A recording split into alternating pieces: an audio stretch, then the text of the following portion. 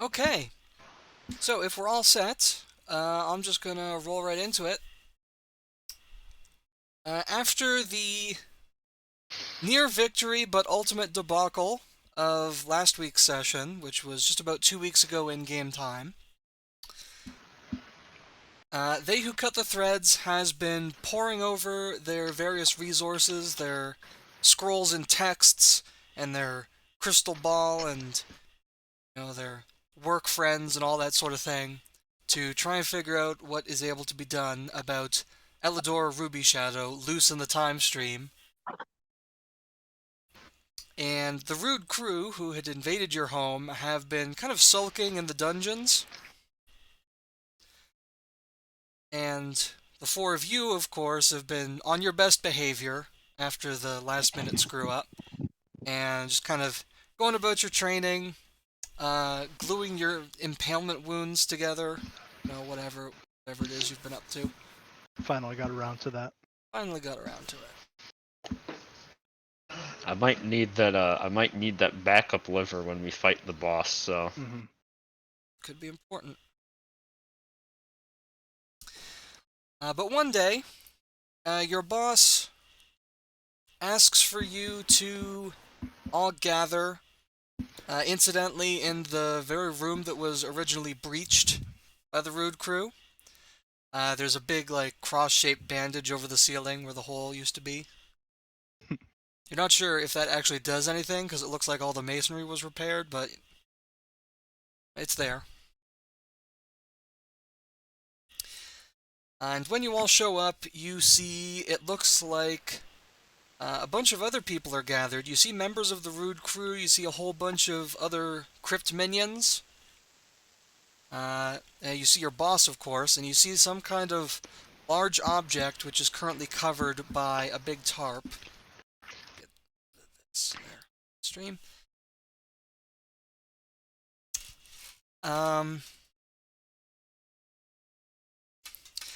Yeah, so once the four of you and a few more stragglers show up, They Who Cut the Threads just launches into their spiel.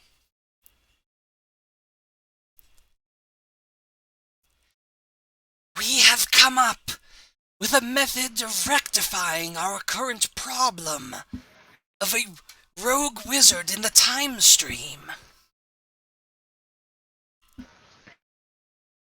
Not only would it be difficult to track her down through time and space, but there is also the matter of a spell she cast before leaving. And they gesture to Rhodes, who is the leader of the Rude crew, who steps forward and also talks, so that I don't have to do that voice the whole time. Yeah, so basically it's the no take-back spell. It's a thing you use when you steal stuff, so that it can't be stolen back. And that'd be a problem for all of you, since you were the last ones in possession of the aspect helm. So without being able to take that back, I'm not convinced you can actually take Elidora out. But it just so happens that there is a workaround. You see, the version of that spell that she cast affects not just one person, but an entire associated team. So that would apply to all four of you and all of your little minion buddies and even your boss. But here's the thing. If you form a new team, then it no longer applies to you.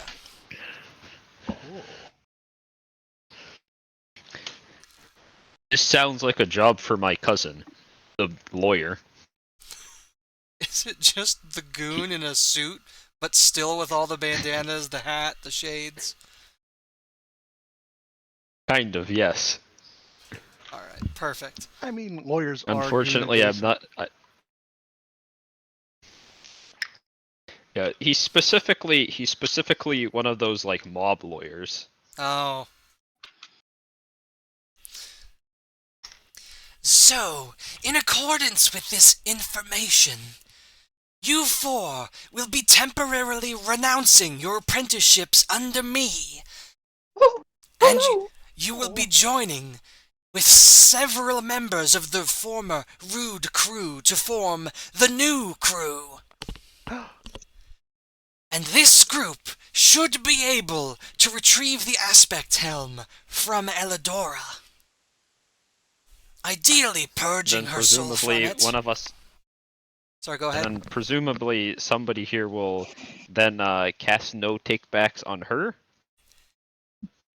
If circumstances allow. However, simply removing the helmet from her current host should suffice to trap her in the item once more.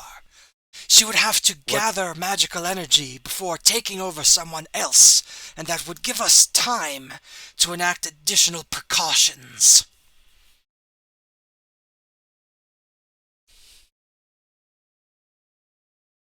Makes sense. And so several members of the Rude crew step forward. Rhodes is there. He says, yeah, I'm the obvious choice, because in addition to having leadership experience that this team is clearly sorely in need of, I also still have a mark spell active, so I'm able to track down the aspect helm wherever it may be. Doesn't really work through time, but we'll get to that later. And in addition to him, you see Nina and Kenta step forward. These are the two ninjas. The lady one that gave you so much trouble, and the man that didn't.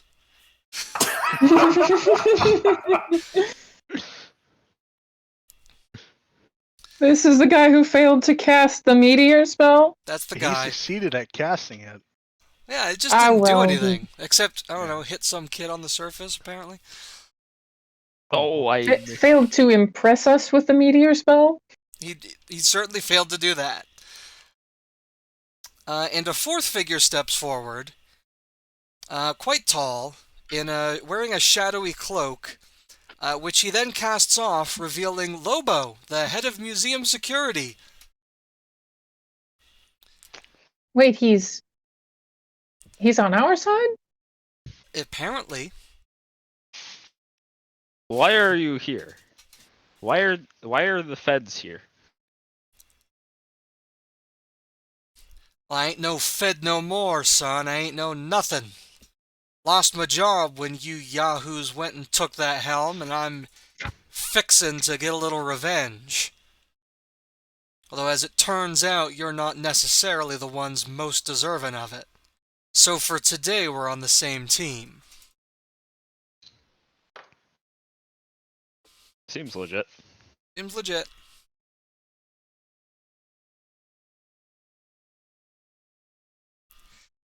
Now, in order to further increase your chances, my former apprentices, I have for each of you a gift.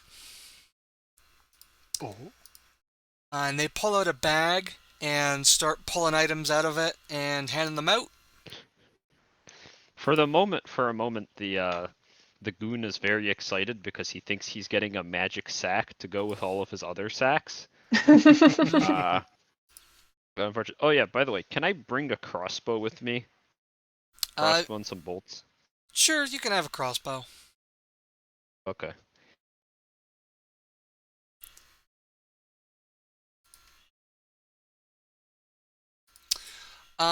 Pulling stuff out of the sack and just kind of handing them out one by one. Bug, you get an outrageously oversized wizard staff. It's bigness 8, meaning you need strongness 8 or higher in order to just lift it. With the benefit of increasing the maximum cast of any spell it's used as an implement for by 12. Wow. I love it. Fleckwick, you are given an inhaler, like an asthma inhaler, but specifically it is a draconic inhaler. By using this... Oh, I know what this does. Yeah, by using this respiratory device, when casting a dragon breath spell, your bigness is effectively doubled for the purposes of determining the spell's range. Jeez, that's a lot. It can be used 5 times, and then it runs out of medicine powder or whatever's in those things. Frannie, as the healer, you are given this strange glowing ball of energy which somehow exists in a solid state, which They Who Cut the Threads calls pocket mana. It's basically 300 mana that you can use as you like. You can use it to cast spells. Once it's gone, it's gone. But it should give you a little bit of staying power and the ability to heal a little bit better or do whatever it is you need to do. Now that's Oh wow! sick. Thank you, my master, or my former master. Finger guns. From like 8 different hands at once. And the Goon, as small portions of your face are still visible through your outfit, you are given a bandit mask, a black bandit mask that goes over your eyes like a raccoon. This increases your slickness by 5, and it gives you a bonus die on sneaking, hiding, stealing, and not being recognized as yourself. Sneaking, hiding, stealing, you said? Yep, and not being recognized as yourself if you need to make a roll for that for some Okay. reason. So And bandit, mask, 1 die advantage 1 die advantage. I have on sneaking. posted Does this- that in the Discord for you guys. Awesome. The Buster Staff. So does this Oh, how mean does I this can work? hide without having the hiding knack? You can already do that. Yeah, you can already hide. The hiding knack just it makes you a lot better at it. And now you Uh-oh. functionally have the knack. Or at least the bonus die. Excellent. If you had the knack as Sneaking, well, it hiding, would stack with that. So I can cast sneak attack with a crossbow, right? Yeah. As long as you otherwise meet the requirements of the spell. Okay. That might be useful. And of Oh, course, good man. the final piece of the puzzle. You will require a method to chase Elidora through time and space. And they... Which you have us because you're so smart, master. I mean, former master. They shuffle over to the giant object covered in a tarp. And so, through my various connections, I have procured a time machine. Oh. Is Ooh. this safe? Probably just as safe as the probably just as safe as the porters. It's perfectly safe. Perfectly I mean, safe. I don't know. At least the porters don't mess with time. Well, there's a conversation about instantaneous movement, but I am too ogre to talk about it. I'm very concerned about the fact that we're trying to fit 8 people, 2 of which are bigness 10, into that 4-seated time machine. Yeah, Don't there's going to worry be about some, it. hanging off of the sides. Your meteor wizards are going to be clinging to the top. Should be good. They go on to explain the functions of this device. The reason that it has a goofy cat head on it is that it has the properties of a cat, not only being unstuck from time and space, but being able to relentlessly stalk its prey. With a target entered into the mechanisms, which has already been done, it will follow that target's path through time and space and appear not next to them, but within a short distance, a couple 100 feet at most. So no matter where she goes or when she goes, you should be able to follow. There's a couple of caveats. First of all, it doesn't have any conventional means of locomotion, so if you need to move it around, you're going to have to push it on those runners it's got. And it can only be used 5 times before needing to be refueled. The paradox is they build up, you know. And how do you refuel it? By getting a new one No. from the future. Oh Of no. course. Also, how are we supposed to get back?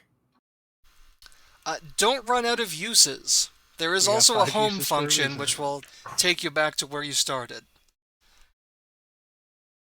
But in the event that if you can't finish your mission in 4 jumps, then you either have to abandon or commit to being lost in time. And if you can't finish in 5 jumps and she escapes in time again, then you have simply failed. No pressure. No pressure.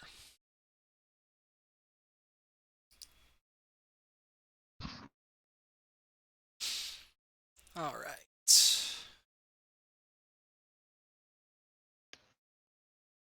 Just setting up some stuff on the other screen here.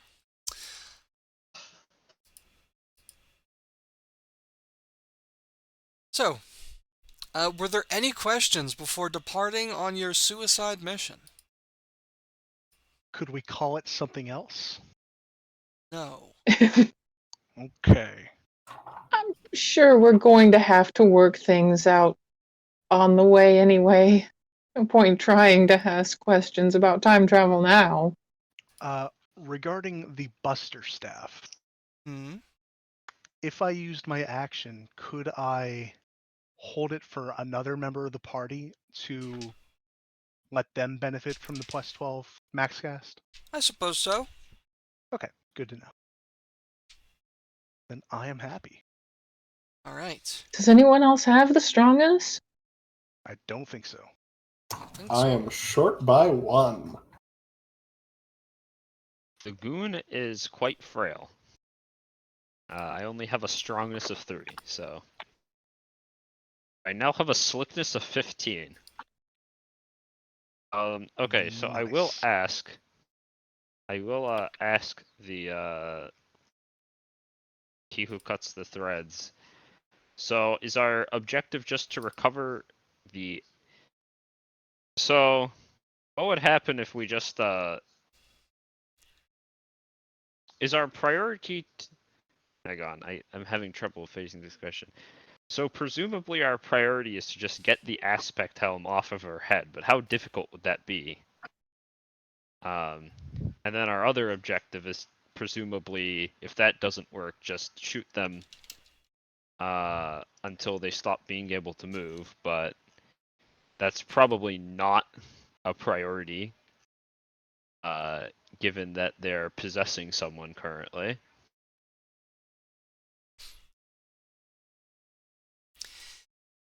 If you're able to bludgeon Elidora into unconsciousness, then you should have no trouble removing the helm. Noted, noted. How difficult would it be to steal the helm from her head? Ah, it would certainly be a challenge. She would have the advantage. However, if you were to target the helm directly rather than Elidora, it may be that you would be able to loosen it before making the attempt.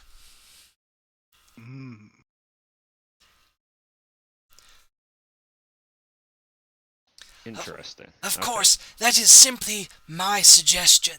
I am no longer in charge of you after all. Wink, wink.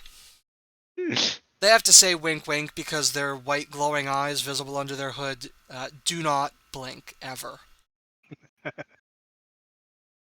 Maybe they could get like a piece of cardboard and move it in front of their eyes. Sounds like less cool than just saying wink wink. If we were to come back to a few minutes before the event where she got away and stole it, would we be able to live out the rest of that time and catch up to now, and that count as not getting lost in the time stream? I will that answer would your be- question with a question. Do you see your time doppelgangers around anywhere? But paradoxes. They have a point. Maybe I was just so good at hide. Maybe the Goon is here, but he's just very good at hiding. Now everybody is looking around suspiciously.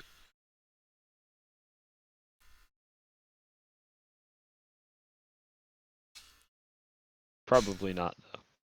Though I suppose it would be. I suppose there is nothing stopping us from, like, what? Going back in time to when she got the helmet and then immediately starting to beat her up. Just spawn camper. Well, that So is if I the were me, where would I go? interesting facet of this conundrum. It seems, insofar as I have been able to discern, that the timeline has not yet changed, despite Elidor's presence in the past. Were you to prevent her from ever acquiring the helm, however, that would certainly constitute a change, which could have uncountable consequences.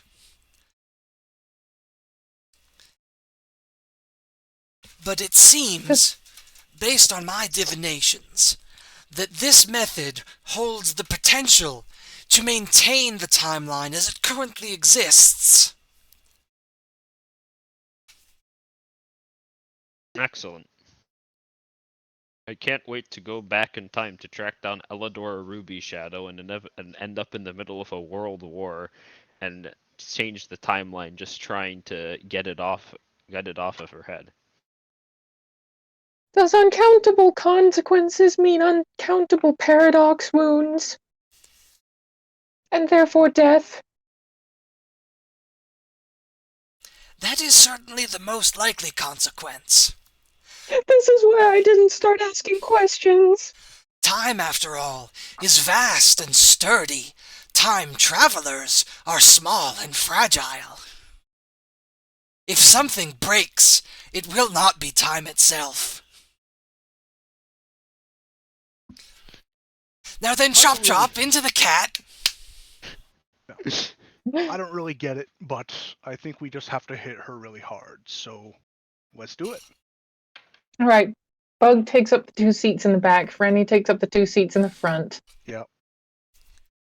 Everybody else is kind of mushed in on the sides, and Lobo is like got his feet planted on the whatever that is, exhaust port on the back. It's like kind of clutching around the sides. I guess Bug will get out so he can push the vehicle. Why does it have an exhaust pipe? If it has no. That's where way the of paradox causing itself wounds come out. locomotion. Yeah, don't get in front of those. You'll have a bad time, Okay. so to speak. All right, you all clamber into the time cat. Briefly look over the controls. They seem very simple. There's a whole bunch of complicated shit to set up the target and the home destination, but that's already been done for you. Otherwise, there's just like 2 levers, one to hunt and one to go home. Okay.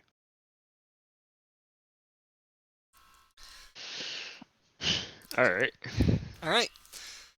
You pile in, pull the lever, and in a flash of paradoxicality, the time transfer begins. The hands on the clock extend and start spinning rapidly, creating lift sufficient to make the thing barely hover off the ground, and then it disappears into the distant past. Excuse me. Switch us. Do you have a screeching meow sound effect? I do not. Either do I.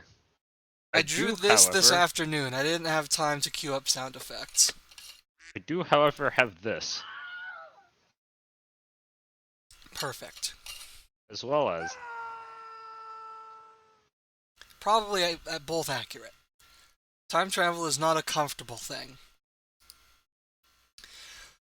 Alright, when your souls reconfigure themselves, and the time machine grinds to a temporal halt, with a great lurch, you look around and you find yourselves under gray skies in atop the parapets of what seems to be some sort of castle. A castle that is not in a great state of repair, given that it is full of what seem to be recently launched boulders. There's smoke pouring out of it. You can see that the sky is thick with arrows just kind of being fired into your general vicinity at random. And you hear the shouts and the sound of swords clashing. You're in the middle of a siege. Hey, I was right. Wait, I was right. Good job. This is going to be a problem.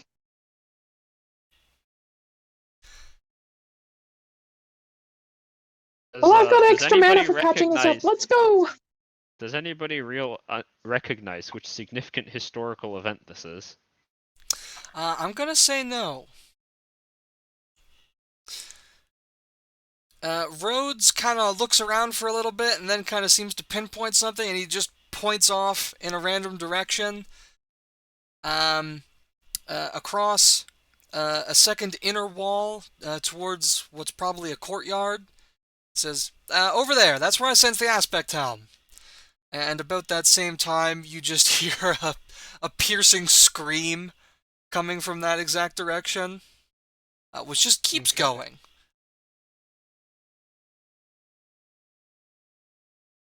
Just a constant scream.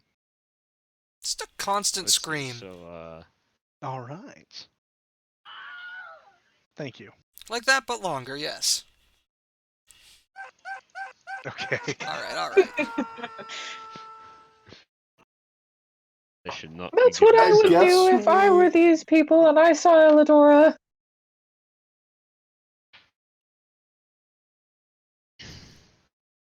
I suppose we should ask around Yeah. and figure out when we are, maybe. Is Is there it anybody relevant? nearby, or are we just kind of on the on top of a place getting shot at? Yeah, it seems your time machine has definitely landed on like 4 or 5 people. And there's No. more Are on they either still side of you. alive? Maybe. At some point Hey, in are the you guys timeline. still alive down there? If they are, they're not I'm so answering sorry. you. Here, let's Well, just think move it and they've, push it, Pug. Maybe we should lift it first. We don't want to, kind of just scrape them along the ground. Okay. Well, of But- course. Get out, and if anyone wants to help him, he'll try and like lift it up a little bit to get the corpses out from under the time machine. Fleckwick will try on the other side. Alright. All right. Between the two of you and Lobo also helping, you're able to shift the time cat off of the, turns out, 4.5 people. Looking over the edge of the wall, you see the other missing half, so that one is not getting back up. And the other people on the parapet are just kind of watching you in confused fascination. They're in the middle of defending their fortress, and just this has happened. You seem too useless to be any part of the invading force, so eventually they just decide to ignore the googly-eyed cat machine and just go back to firing arrows at their enemies. Just smile. The goon will just kind of be like, pay no mind to us. We're from the government. We're just doing a siege inspection, Make sure it's up to code. Nice siege you've got going on there. Say, just for our records, where are we and what year is it, and why is there a siege happening?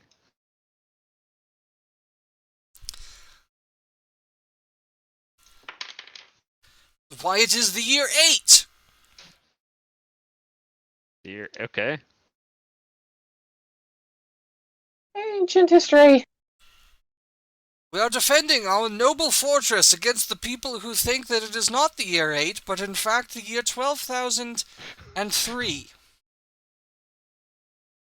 Oh,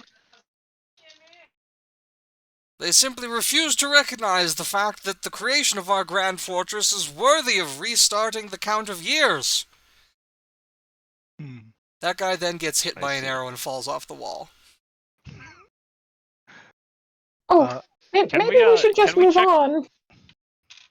Does the cat machine have one of those like little displays that tells you what year it is? Nope. Okay, so we don't know who's supposed to win. Useful as a cat. The people that we crushed, they also had bows and arrows? Yeah. I will If you pick want to a scoop up bow. some bows and arrows, you can go ahead and do that. Yeah, I'll pick up a bow and some arrows. Sure. I'm definitely better off with my crossbow. The screaming has not stopped, by the way. Yeah, we should probably go check that out. That seems paradoxical by this point. You'd think they would have to stop and inhale. Maybe she keeps killing them. So that new screams keep replacing the old screams. Could be. Are you going to leave your cat machine where it is, or are you going to try to carry the unwieldy thing? Bug will push it as best as he can. You will be pushing it down some stairs. Okay. Bug will rage then, if he needs any more strength. You have enough strength to push it on your own because of the runners it's on. Downstairs, though, in case he has to hold on to it. I mean, at that point, it's just a fun ride. Fair enough. You push the cat down the stairs. It makes a tremendous noise and runs over like 3 more people. Oh, sorry. Oh, so sorry. But you now find yourselves in the outer courtyard. You can hear the screams coming from an inner courtyard, and there is a large gateway which is currently open because a trebuchet boulder smashed it several minutes ago. And you see that some of the defenders are actually fleeing into the outer courtyard from the inner one. They're just kind of looking over their shoulder like, I don't know what's going on. I don't want to be over there. I'll take my chances with the invaders.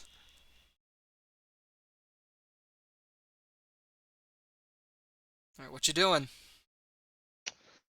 Well, we're not getting paid to just sit around here.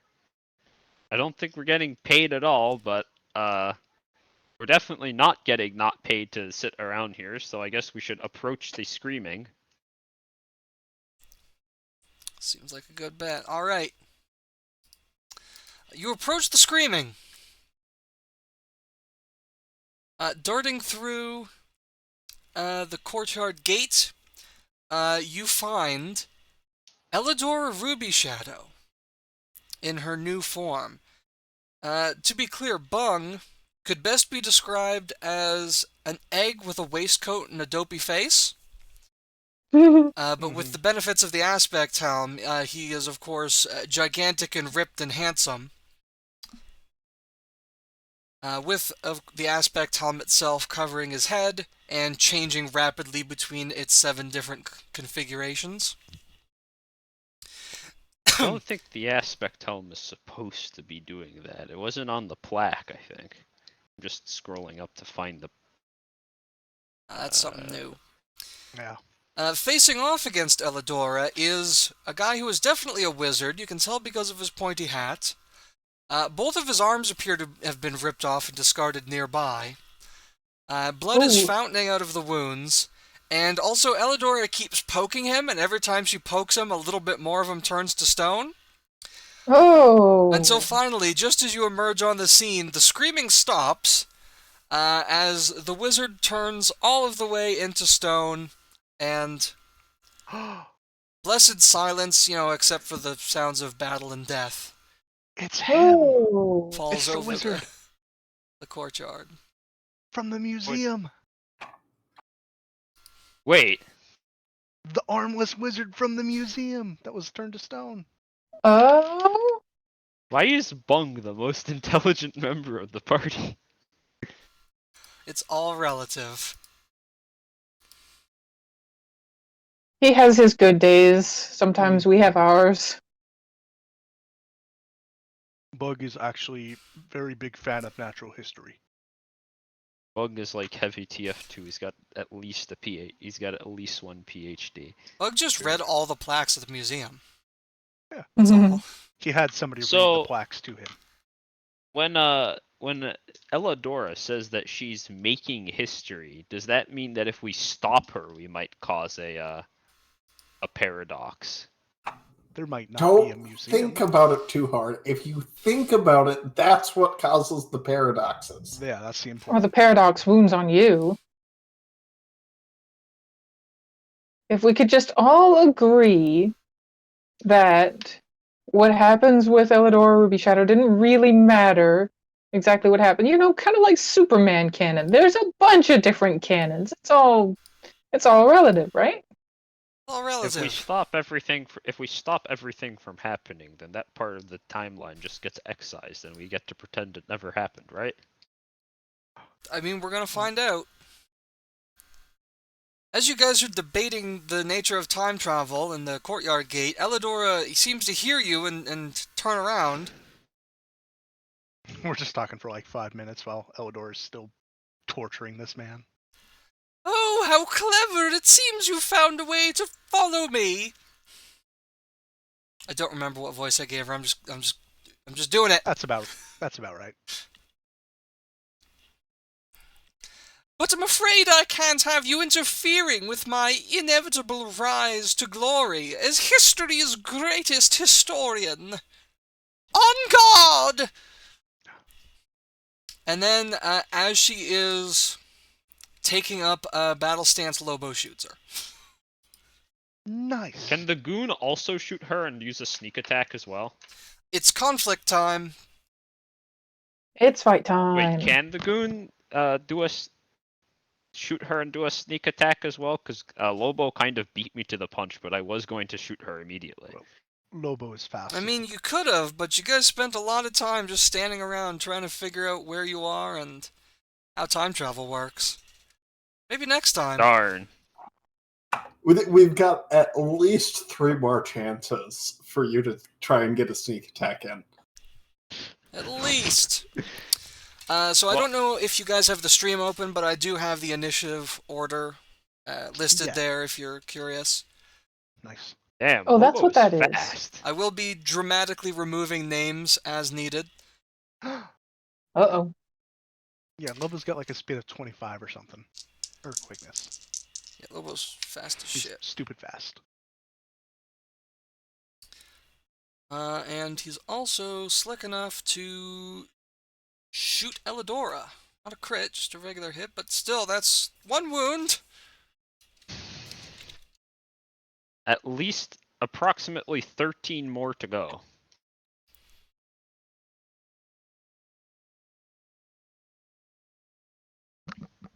Alright, so she's now got 1 crossbow bolt sticking out of her shoulder, which she just kind of looks at. Like, she's huge. She is, like, half again as tall as Bug in this form. So she's not maybe 14 more to go. Not super bothered, but, you know, it's an annoyance. And she then takes her turn.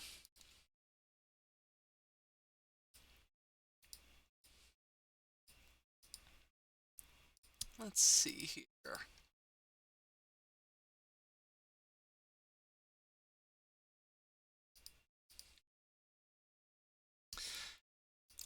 She is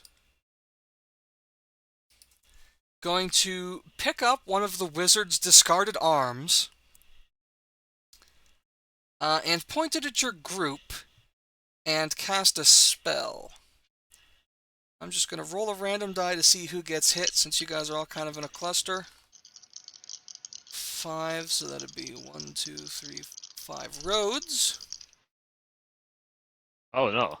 is getting zapped.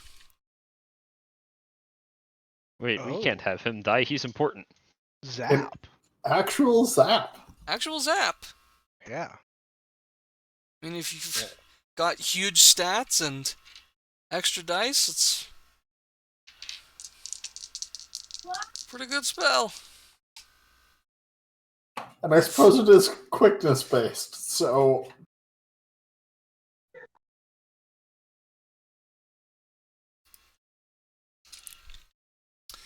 Rhodes takes 2 blasted wounds, which is like a third of him. ooh. Unfortunate. It was a random D8 to figure which of the 8 of you was closest, so sucks to be Rhodes. Oof. Did you say 2 blasted wounds? Mm-hmm. Alright, brings us to Bug. You are not very far off. I'd say that a movement could get you close enough to do some melee, or what is it you want to do?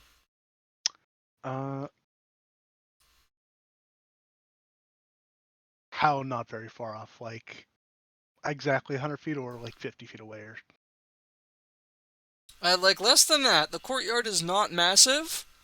Between your reach and your speed, you can walk up and smack her right now if you want. Are you still raging from the stairs? am I still raging from the stairs? You're still raging from the stairs. Hooray! I will walk up slowly and up smash. Specifically against the aspect helm, if I can. Going for the aspect helm, okay.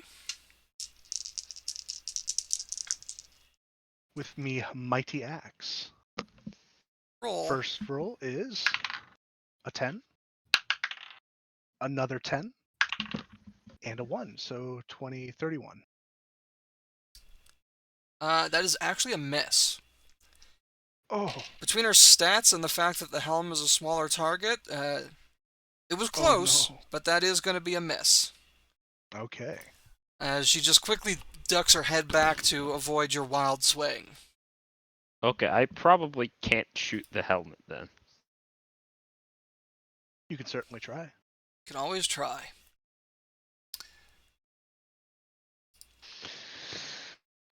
That'll be my turn now. It's Nina's turn, but as you're all looking around to see where she is and what she's going to do, you realize that she wasn't dumb enough to just kind of walk with all of you out into the open. She kind of does a sneaky run and appears behind Elidora, seemingly without having been noticed. Nothing personnel. A Personnel good can. ninja. But unfortunately, that's her whole action. So if Elidora doesn't move, Nina's maybe going to do something cool on her next turn. We'll see. If Elidora doesn't move, you say, Yeah, or notice her. we'll see what I can Fortunately, do. the Goon is very good at being highly distracting. And on that note, it is the Goon's turn.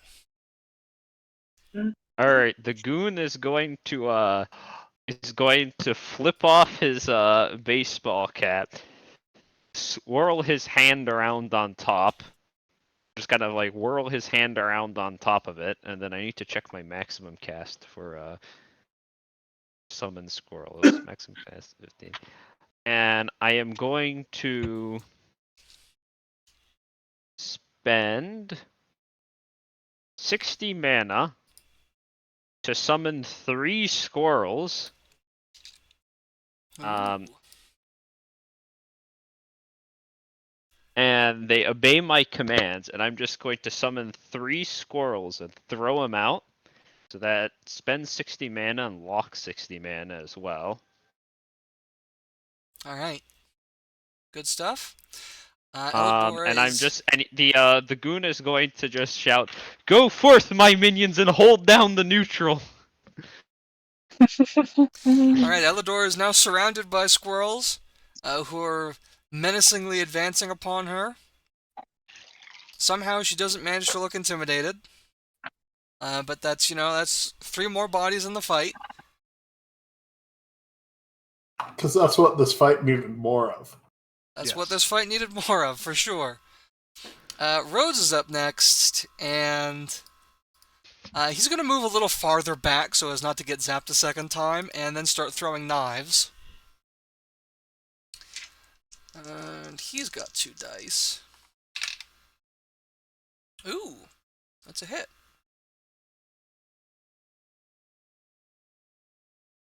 Not a crit, though. Elidora has the stats. So that's 2 shot wounds at this point. Should add up to make her roll a little bit worse going forward. Good. That's what it's all about. And what is she rolling less dice on? Strongness and quickness. Excellent. Yeah, those are good ones. Kenta, the other ninja, is going to cross his arms and smirk. Say, "This open courtyard is the perfect place for me to unleash my ultimate technique!" Oh. Do it. And swirling with magical energy, raises his hands to the sky, and we'll see what happens. 4 rounds This later. would be an absolutely hilarious time for him to get counterspelled. Frannie is like crossing her elbows and making a pout and a doubtful side eye, but secretly still hopes to be impressed and is waiting to see what happens. I mean, well, we're all waiting to see what happens. Mm-hmm. Alright, that brings us to the squirrels. So they are gonna attack, I guess. You can I go mean, ahead. they're actually. Can I like have the squirrels climb on top of her and distract her? Sure. Cool. Let's see. Let's make up some bullshit for how that's gonna work. I have a knack in bullshit. Perfect! You're gonna bullshit the rules again. Alright, 3 squirrels, so just roll 1 slickness check using the squirrel stats. But they can have Squirrels 3 are dice. surprisingly slick. 3 dice? 3 dice. Oh yeah, 1 for each squirrel. So 3 d12s and plus 5. Oh, that flew off. Right? Yep. Alright, 6, 5, and a 9, I think. 20 plus 5, So 25? 25. Okay. I got a 27 to resist. Oh, so close. It's close. We can try again next turn, assuming she doesn't like I don't know, slide hit or something, kill all the squirrels. So the squirrels are climbing on her, but they don't seem to be qualifying as a distraction, or at the very least they're not like giving you any mechanical benefits. But she still hasn't turned around and noticed Nina either, so the setup is still working, question mark. Fleckwick, your turn. Am I close enough to try and get her in a headlock? Yes. I'm going to try and get her in a headlock, and I'm going to push it. Let's do it. Oh, 3 dice. Okay. 11 plus 1 plus 12, 24 plus 7 is 31. 31. I rolled a lot less. That's the thing about D12s. Yeah. Oh, They're bigger than D8s. You're right, you should be rolling D8s. But you know what? I'll keep the natural 2. Yippee!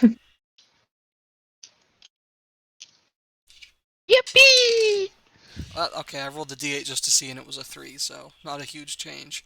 You have successfully thrown this being twice your size in a headlock. Alright. Nice. So her max cast is halved and reduced by 7. Yep. I'm just thinking a little meta here for a second. I thought, because she's so ridiculously buffed, she might get the advantage of rolling dice that are bigger than D12s, but what are you going to roll? A D16? Do you have a D16, a D14, D15? Who knows? Do these things even exist? Some of Anything them is maybe possible do. with Silly. technology. Maybe she's rolling D20s. So yeah, she's in a headlock that you think is certainly going to make it easier to target the helm specifically, since that's the part that's being held. There's 3 squirrels gnawing on it to no effect already. I'm definitely not big enough to also be restraining her movement with this. So, I can't be keeping her underneath the meteor that's going to arrive in 3 rounds, right? True. If she decides to walk away, she can do that. but she would be slowed. And one of her bonus dice to protect the helm is gone at the moment, so there's definitely some effect happening. She is almost surrounded on all four sides, right? At this point, yeah, just about. It's Franny's turn next. Alright, I'm going to give you a little help with that, Fleckwick. Thank you. This meteor is gonna do so much friendly fire damage. So much. It's gonna be sick. I'm okay. How close is Frannie to Elidora? Close enough? Yeah, you're all pretty close, and she stepped even a little bit closer. Yeah, I think we were all like within 10 feet. This is the advantage of theater of the mind. Nobody can say that you're not close enough. Yeah. This is the perfect time for what I spent a couple of weeks ago practicing that I've never used before. Shadow Bind! Sweet. And I'm going to upcast it so I get a +1 to the bigness roll. And if it succeeds, the target isn't just restricted to the spell's area. They can't move or be moved from where they stand. So that is a 16th level Shadow Bind. Now, the good news is that since there's a bunch of stuff on top of her, and I'm pretty sure a zap spell is just gonna turn around and hit them. That's Right? true. Like, on closest top target. of is definitely closest. So there's 4 possible targets at the moment. Alright, I'm rolling bigness +1 versus quickness. Let's see what the die drops. Okay. It dropped a 4. Her quickness is D8 though, so Yeah? 15. 15 total against quickness. I got a 17. Yeah, I had a feeling that wasn't going to be Man. enough. Keep beating you guys by 2. She has high stats. What yeah. did I roll? We're lucky to be getting through them at all, really. And that was my one upcast to give myself that +1 doing the anime yell. Yeah? Mm. Alright. It was a good effort. It was almost successful as your shadow reaches out and tries to grab onto hers, but she manages to shake it off. Thank you. Which puts us back at the top of the round.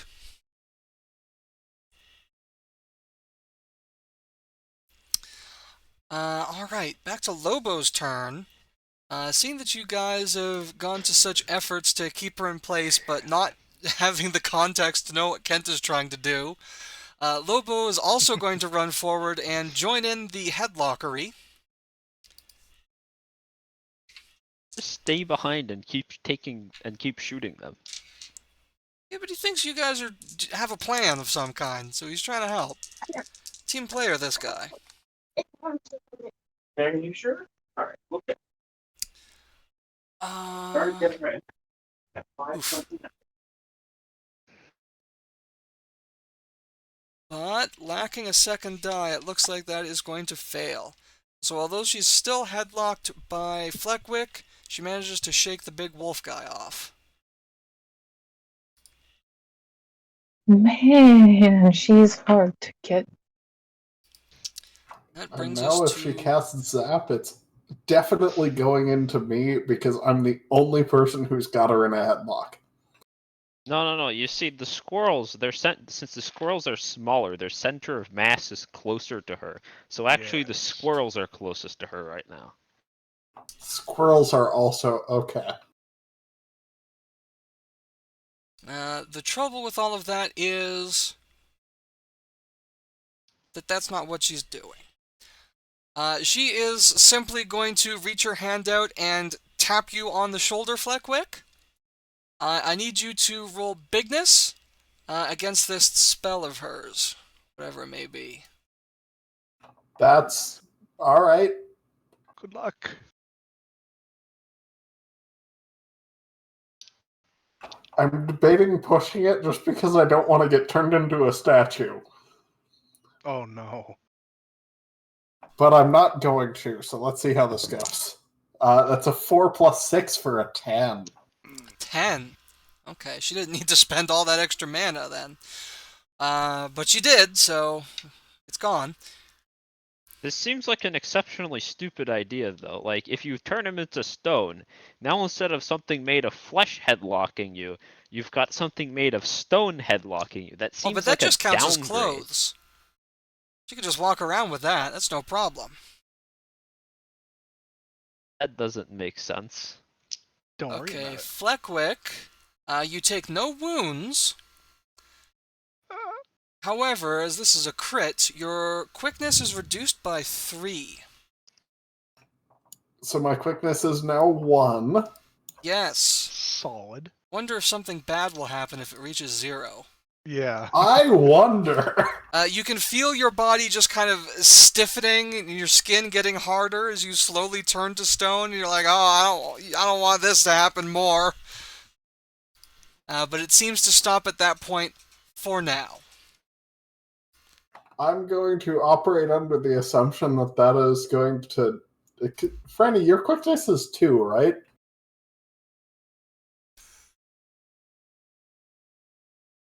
Sorry, yeah, my quickness is 2. So now do I go last?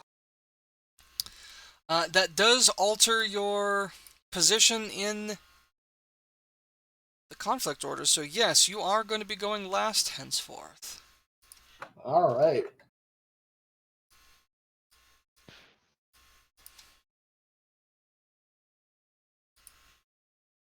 But that's it for her turn. She seems quite content to be in a headlock. She seems confident nonetheless in her abilities. Bug, do you think you can make her pay for that or what?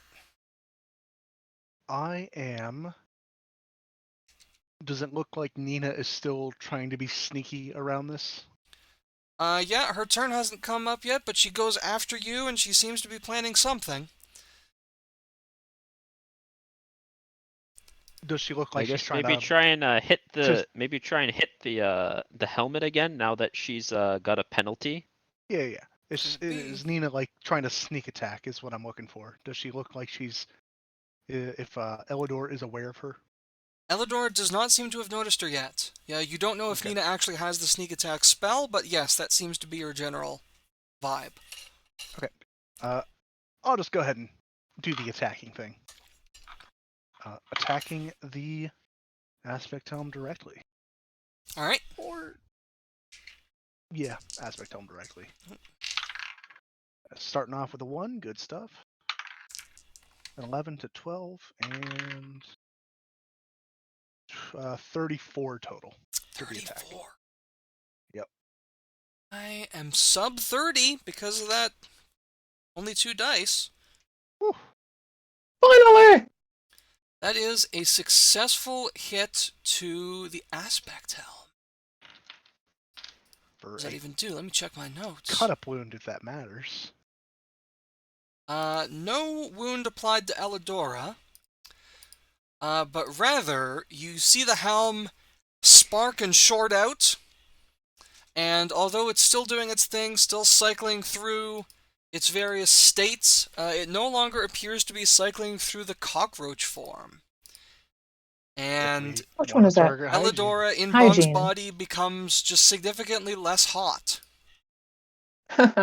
You're still... looks good to me.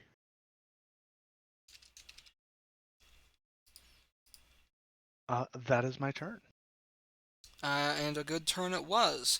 Theoretically, if you can do this 5 more times, all of her stats are Yeah. going to be in the shitter, so that would make her a lot easier to beat the crap out of. It would be helpful if the first stat that she lost wasn't one of the more useless stats in the game. I think... Hey, now it's going to be easier for me to hit with ground beef breath. I'll take Yeah, it. that target's... Oh, actually, I didn't think about that. That's why you Yeah. want a big variety of spells that do different stupid shit. Anything that Who targets needs a big something other variety than of quickness. spells when I can just shoot and/or stab people Okay, and/or people? and/or that. Yes. Nina leaps up over Elidora's back, lands on her shoulders, poofs a knife into her hand, and says, "For the only man I've ever loved," and tries to stab her in the helmet. Yes, queen. Sweet. Close rolls. I gotta actually check their stats. Shouting What is it? "for love" is anime. Does that increase her roll? Nope. She's not casting a Darn. spell. Also, she's an NPC. Come on. Can I use bullshit to make her think she's better at this than she actually is and give her a bonus to her roll? Yeah, come on. She's on our team. She already thinks she's better than any of you, so I'm not sure if that would work.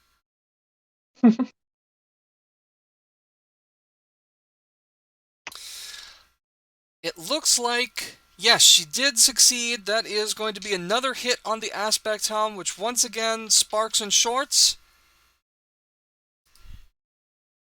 And the lion aspect is no longer manifesting. That's fierceness. That's one of the good ones. Fierceness. Okay. We just need to keep battering the helm. Okay, the Goon. You're up. Okay, so is she now distracted because of Nina? Not distracted enough for sneak attack. She still knows where you are. And that you're in the fight. Against her. I can't hide and then sneak attack on the same turn, right? Not unless you have some kind of crazy magic, I don't think. Okay, just checking. If the squirrels were to attack the aspect helm, would she actually get her bonus die to protecting the aspect helm? Because they are attacking it from on top of the aspect helm, so if she tries to move out of the way, they'll just move with her. Yeah, she'd still get her bonus dice.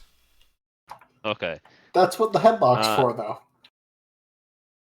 Yeah, in that case, I guess the goon will just join the join the party and walk up to try and whack the helmet with a stick with his lead pipe.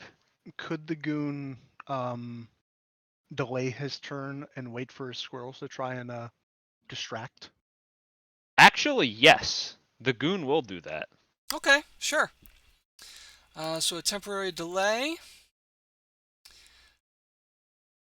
Rhodes does not have the faith in your squirrels that you do, and is simply going to keep throwing knives. He's not as confident in his ability to hit the helmet, so he's just going to try to inflict more wounds. Make her take shittier dice.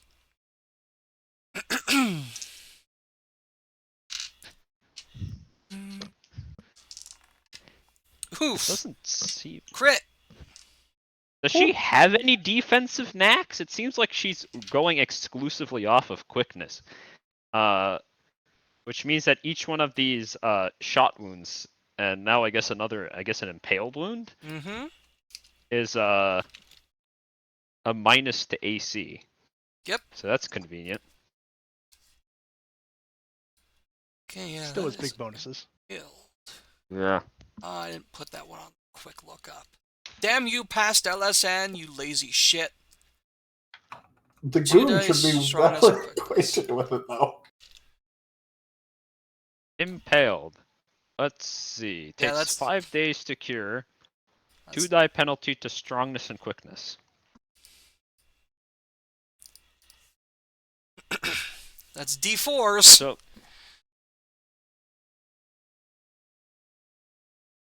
Alright.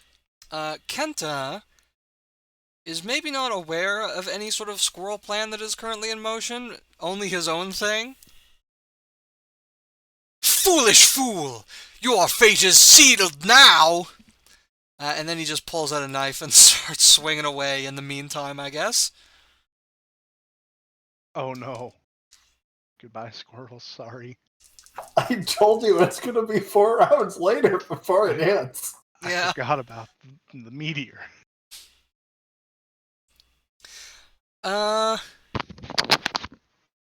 he missed.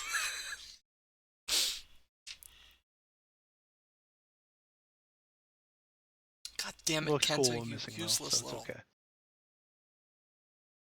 He's really good at looking cool while being shitty. The squirrels. So they can roll again. Directly into the pants. Oh god. Oh. Yeah, 3 So dice. another three dice. Alright. Oh, damn it. I got, let's see, 2, 2, 8, so 12, plus 5, 17. 17. I got a 12. So for this turn, for the rest of this turn, she is distracted, so that's going to be 1 less die on the Helm's defense roll. So it's down to a single die at this point. Can I, sneak attack her? She still knows that you're there.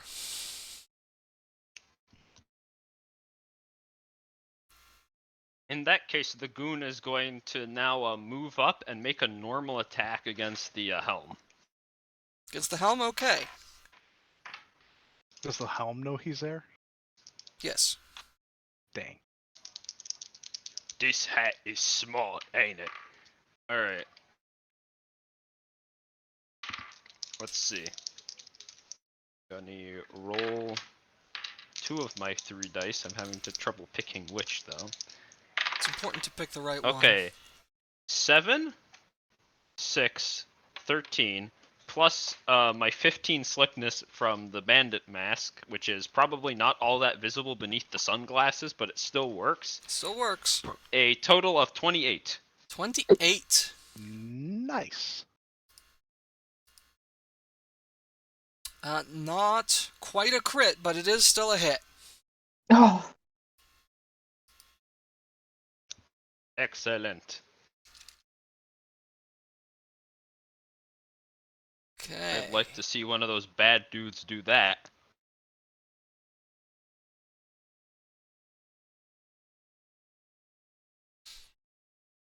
And that's 4 wounds on her now. And that I brings was us... targeting the helmet. Oh, sorry, you are targeting the helmet. Yeah. Okay, in that case...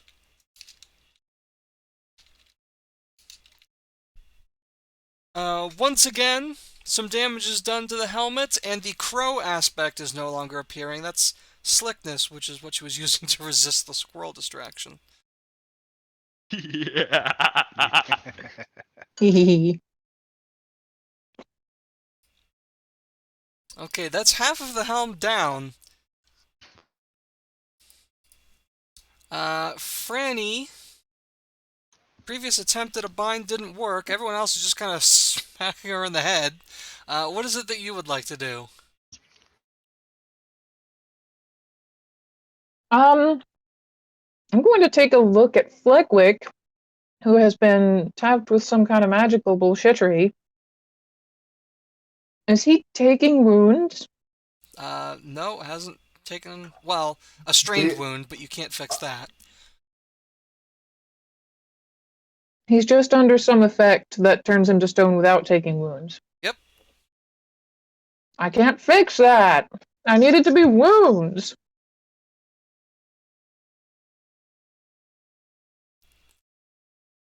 Oh, big mothball eating piles of fetid rat nests. I'm just going to try again. Okay.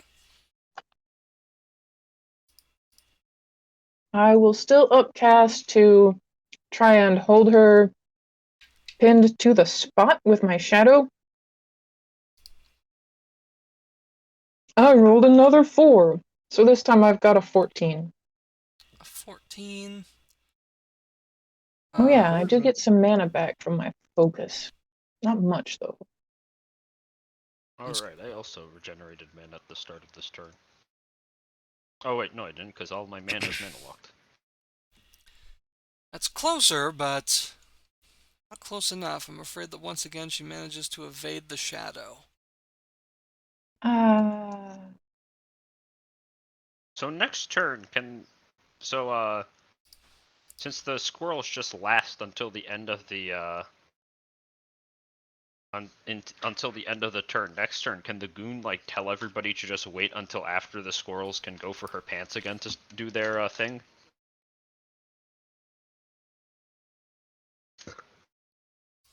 I would like to point out real quick, the next part of the aspect helm that gets knocked out is the cheetah. If it's So if going we in get- order, which it seems to be. If we get rid of that quickness, then her initiative order goes way down.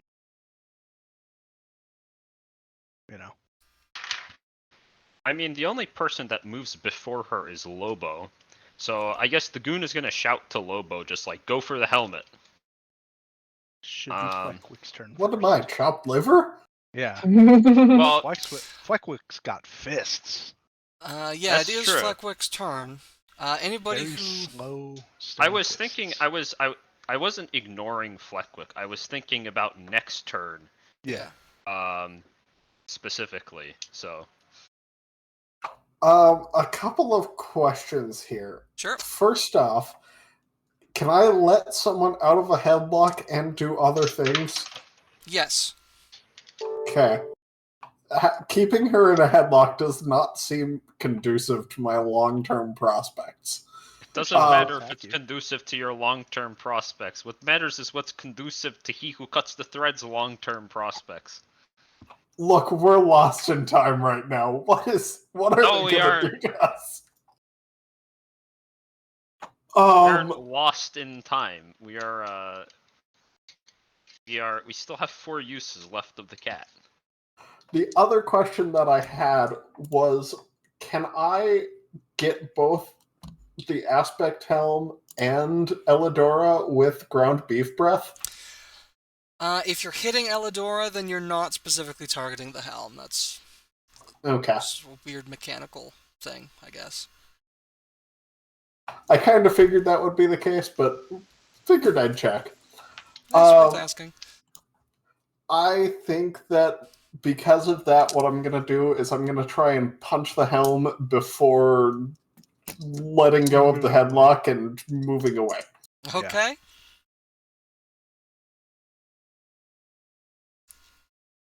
Rolling to avoid the punch. Which is going to be a 6 plus 3 plus 7, so 16. 16. Players win on a tie. Oh. All right. Hell yeah.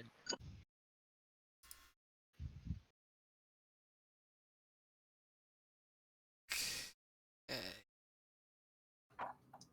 Fisticuffs. Still just one scratched and bruised, but it's not a crit. Okay. Now she's up to 4 wounds. That was also into the helm. Oh, that was... One day I'll learn how to run the game I made. Okay. It is a really weird situation with us targeting a specific equipment Yeah. thing. But oh, past LSN thought it would be cool. Okay. It is cool. The cheetah aspect is no longer manifesting. She's and looking a lot less quick. With that, I'm gonna let go of the headlock and try and squeak between Bug's legs and hide behind Bug. Okay, you kind of like totter away. You're like stuck in sort of a T pose. Like your one arm is still curled because you can just barely move it to let go of the headlock. Totters slightly out of the way. Okay. The goon is before the start of the turn. I suppose we don't know where in the turn order Elidora is now. Or actually, she's faster than Bug, so she has more than 10 quickness. But she's slower than Lobo, and Lobo has like 20 quickness or something. So, I don't want to give her another action. I think she had Bung's stats, and then plus 10s to all of those. So Bung had how fast was Bung? He was pretty fast. He was a chronomancer. Can we ask Kenta what Bung's quickness was? Kenta? Kenta gives you no useful information. I feel like you knew that was going to happen. Oh wait, no, Nina. Too late, you asked Kenta. He says some shit about how cool his spell's going to be next year. One question though. Since Elidora lost the cheetah, does her place in the Initiative initiative order change. also change? It looks like that's getting changed Oh, right now. cool. Oh, Okay. okay. Okay, in that case, we're Good safe. stuff. I'm pretty sure we're safe to wait until the squirrels can do their thing, and Elidor won't get an action. The squirrels were acting after Kenta, right? After Kenta, before and still Kenta. before Elidora, yes. You know what? Fine. Add him on the goddamn initiative. Twisted my arm. Squirrel rights. Yeah. All right, the goon is gonna shout to everybody. Let the squirrels do their thing, guys. All right. Are people actually listening? That's the question. Should the goon roll slickness? I don't know that you're gonna necessarily convince anybody. I feel like it's- it would be more kissing ass than Hygiene, bullshit, yeah. which would put that under can- hygiene. I'd say that Lobo is content to go with whatever appears to be the plan. So Lobo's gonna wait. Rhodes, similarly, is accustomed to having a plan and following it, so he's going to wait. Nina, I think, is just going to keep swinging. And Kenta isn't going to do anything useful anyway, so we don't have to worry about him. Bug, you going to delay? To after the scrolls? Yeah, sure. Okay. And the Goon, I assume you are? Unless you Yes.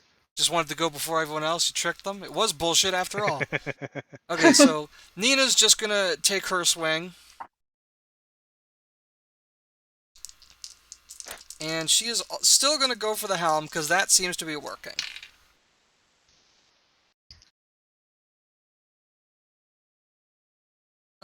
That's a pretty good roll from Elidora, but a better roll from Nina.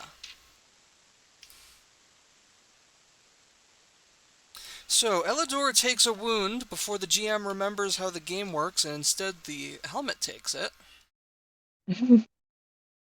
Nice. A pretty good roll from Elidora on D4s. I mean, I guess it's all pretty good relative. is relative. That's gonna be the bullshit excuse from now on. So the gorilla aspect disappears, so the helm at this point is just oscillating between its default not really looking like anything state and the elephant shape. Did Elidora, like, get normal sized or, like, go back to being Pung, basically, or what? She Well, is significantly less buff at this point, but she's still very tall. Oh, she's still big, right. Still big. Someone.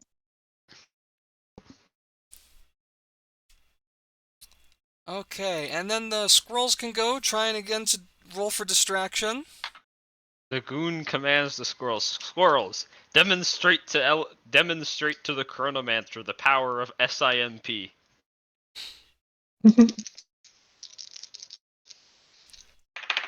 Which is, of course, squirrels in my pants. All right, let's see. Yeah. 11, 1, 7 for a total of 29. Wait. No, hang on.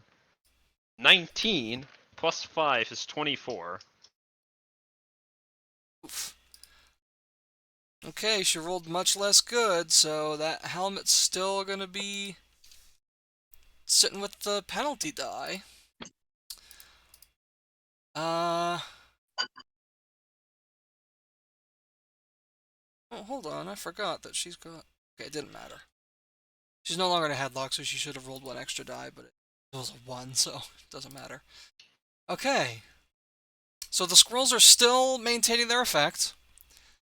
So I'm just going to roll through everybody else in order. So Lobo is next, I think. Lobo's next.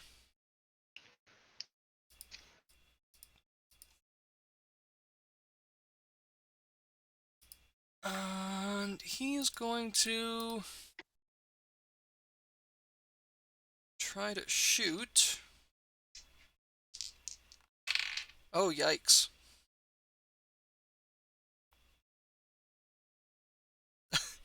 Against all odds, he missed. Bug, that brings us to you.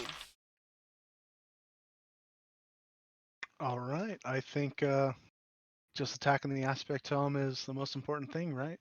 Sure, okay. With me big meaty axe. 5 plus 8 for 13. 13 plus 1 is 14, plus 10 is 24. 24. That'll be a crit. Oh, okay. Even with the extra die? Even Because with she's the not extra headlocked? die. Okay. I Finally! can't dismember it, but that's okay. I mean, we all know what would logically happen if you roll a dismemberment. Yeah. But no, since I don't wanna dismemberment kill is Bug. impossible, I mean, you're just hitting the thing anyway, so I guess I don't need to Yeah. figure out what it would be instead. It's minus 10 bigness. Elidor shrinks down. This is now just regular old vanilla Bung wearing the glowing aspect helm. With plus 1s.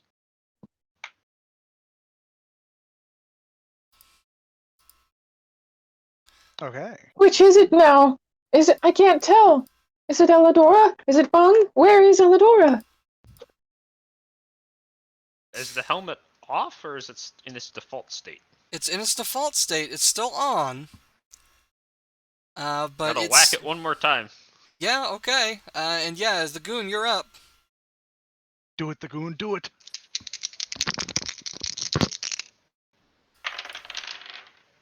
A 12 and a 2 plus 15 for 29. Hell yeah. 29.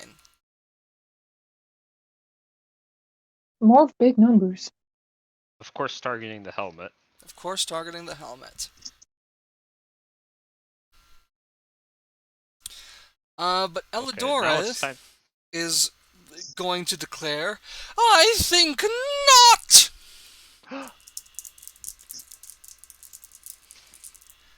With a big burst Interesting. of magic, It's jump time.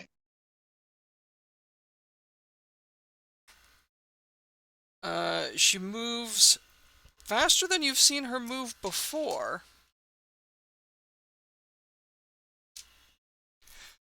And just narrowly manages to duck the blow. However, she also gains a strained wound. Okay. That puts her at That 5, doesn't it? That 5 puts her at wounds? 4 wounds. Because of Right, all the because extra she wounds I kept on- declared. Wait. Didn't Bug only have 3 bigness? Yeah, he's a little guy. Or Bung. So Bung only had 3 quickness. Or 3 bigness. Mm-hmm. So isn't she out of bigness now? she's never giving up. Ah, but she's a wizard. She's not some mook goblin or tough-looking guy with a sword, not some bad dude. She's a straight-up wizard, and that means that she can act while beat up. She was actually beat up as soon as the elephant went off then. I Don't worry think. about it. Yeah. But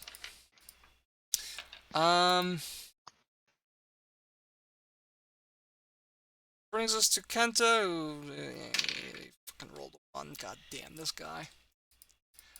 On the bright side, you can all see the meteor now. It's a little twinkling light far, far up in the sky. It'll be here eventually. Did he actually roll a 4? Yeah.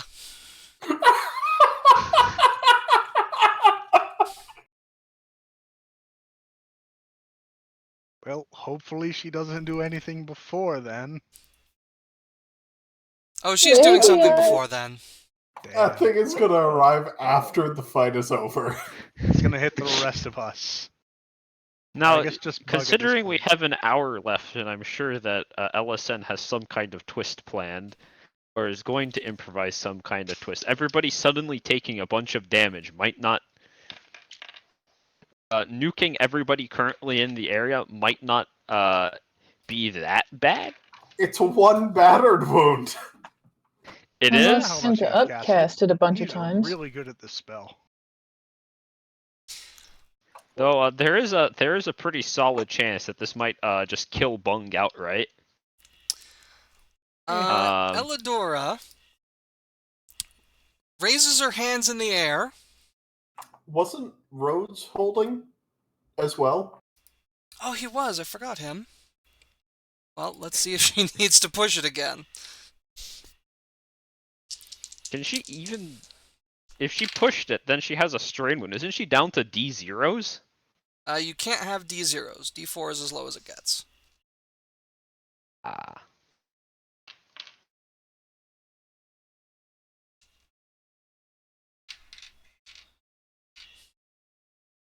Okay. She takes another shot wound. And then... Oh, you were supposed to attack the helmet. I'm throwing kitchen knives here!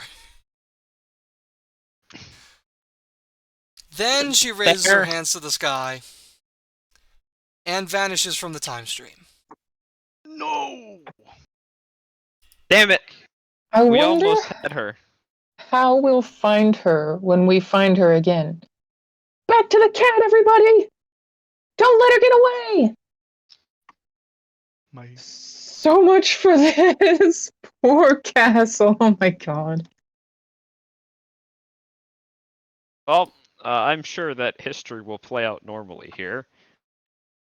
Yes, to the cat. Everybody. Okay. Wait, are my squirrels still on her, or did the squirrels get left behind? Oh, they get left behind. Alright, cool. Then the squirrels can come with us. I'm gonna like beckon the squirrels onto my shoulders, and we're gonna run for the For cat. the cat. Okay. They seem reluctant to approach the cat-shaped vehicle, but they do as they're told. should we bring the petrified wizard? I think we Yes, should leave him to please, be discovered. help me! Oh, that Oh. petrified wizard. Oh, I was thinking, okay. I mean, yeah, we can bring him too, I guess. He's a good guy. He Yeah, makes the day. bring that petrified wizard, and then the other petrified wizard. I think we're supposed to leave him here to be discovered a few hundred years down the line. Well, according to my backstory, I think I'm supposed to eat him. But I'm not sure. No, this guy's hat is too big. Must be somebody else. Oh, okay. Gotcha. Alright, get into the Catmobile. Haven't you already eaten the wizard? I don't know how time travel works. Well, you have his hat. Yeah. I'm gonna leave my hat with him. On top of his hat. Okay, you do that. He's now wearing two Alright. hats. This is going to be great when the meteor hits only that petrified wizard. Oh yeah. Alright, you all hustle back to the time cat, climb Yep. inside, activate the pursuit lever, and Kenta just kind of sulks in the back as you all disappear from time, and all the nearby defenders of the castle are like kind of looking around just before the giant meteor hits and obliterates them. The only thing that's left is a pile of rubble with a wizard statue sticking out of it. Yes. So, Still, we didn't see it. Still, we don't know what big, impressive kind of meteor it was. Alright. Once again, you are thrown through time. Oh man, you guys did really well the first time. I gotta pick one that's gonna be good for a final battle. I have a bunch of options here. the action economy strikes again. The action Yeah. economy strikes again. She didn't manage to kill any of you. She got close. Alright. Needs a katana. You find yourselves amidst a sweltering field of volcanic rock. In the distance, An active eruption is ongoing. Bright red and orange lava being spewed thousands of feet into the air, far enough away that you don't need to immediately worry about it. Great reptilian shapes wheel in the sky overhead, and you see Elidora facing off against an enormous dragon. 8 legs, 2 sets of wings, you recognize it as the main display in the museum's hall. Is she already completely healed? Does she look? Yeah. It seems that her wounds are still there, although she picked out the crossbow bolts and knives. But her helmet has been restored. So we need to... I mean, ideally we probably don't want to kill her, because then Bung dies, and I feel like Nina would be unhappy about that. We might not have a choice, because she's got a bunch of cut-up wounds and probably missing blood wounds as well. Yeah, I'm pretty sure if we break the helmet, it might just kill them outright. Then again, Bung was a chronomancer, so they do probably have a good amount of fierceness. I can fix, as long as I have any mana left, I can fix one of these things.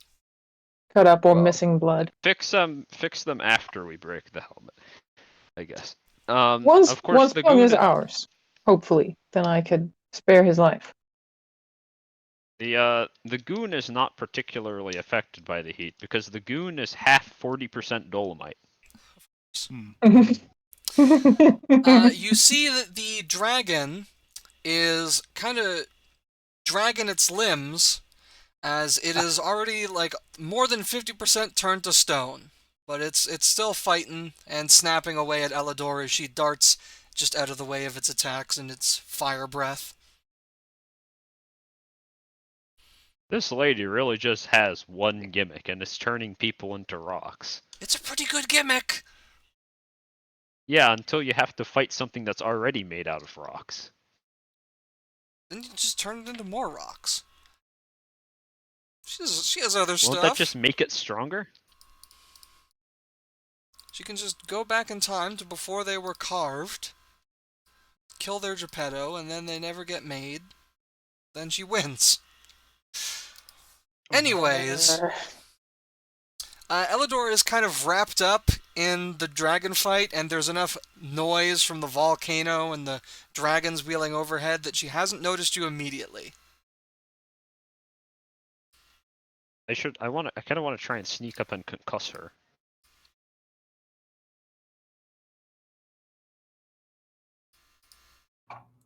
Do you want to go ahead and try it? Try to hide and approach stealthily? Yes. Okay. Nina's going to do the same thing, so go ahead and roll for slickness with a bonus die. You can do it. Alright, 6, 11 plus 15 is 17 plus 15 is 32? 32, yes. Okay. You beat her, so you're approaching unseen. So is Nina, it looks like. Two of you are kind of circling around, trying to find an opening. How about the rest of you? Want to wade into the middle of this dragon fight? I really want to ride a dragon, but I will show you. Maybe wait for the concussion to happen and then run in on this once again.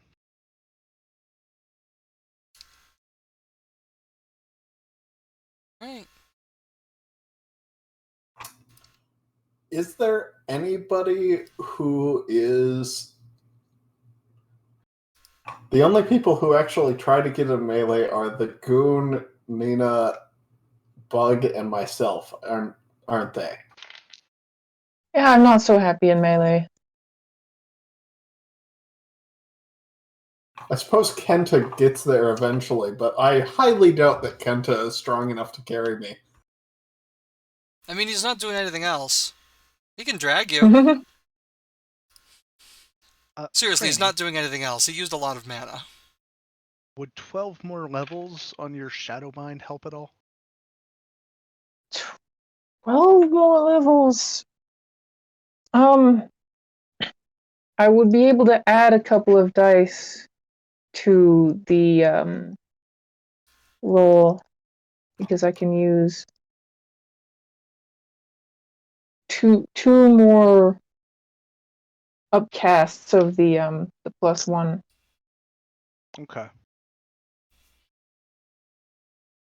'Cause otherwise, I don't think I'm going to use this staff, and I would like to use it.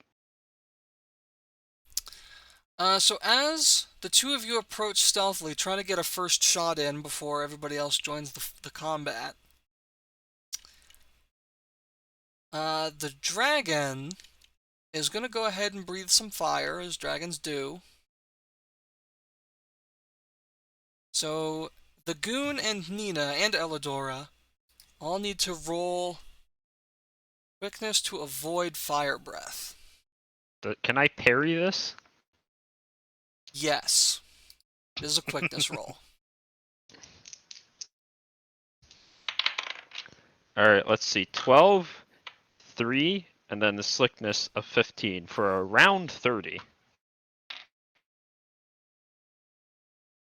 Okay. Dragon gets a 36. Nina is hit. The Goon is hit. Elidora is hit. You guys rolled poopy.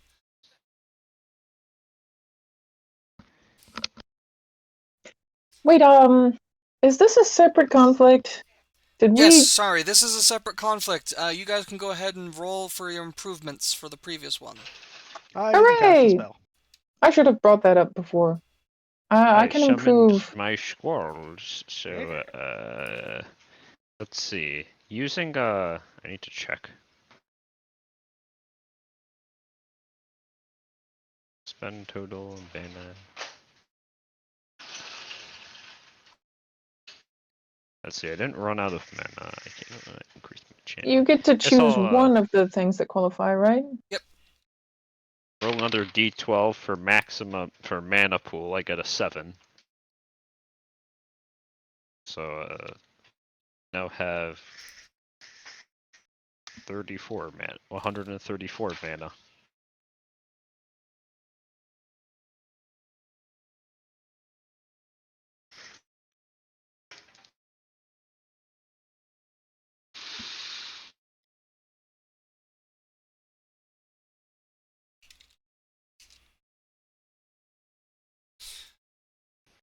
Okay.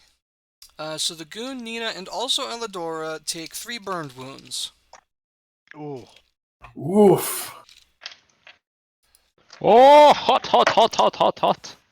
That's a for reals All right. dragon breath in action. Burned. Alright, so I've just got a 3-die penalty to quickness, but so does Elidora.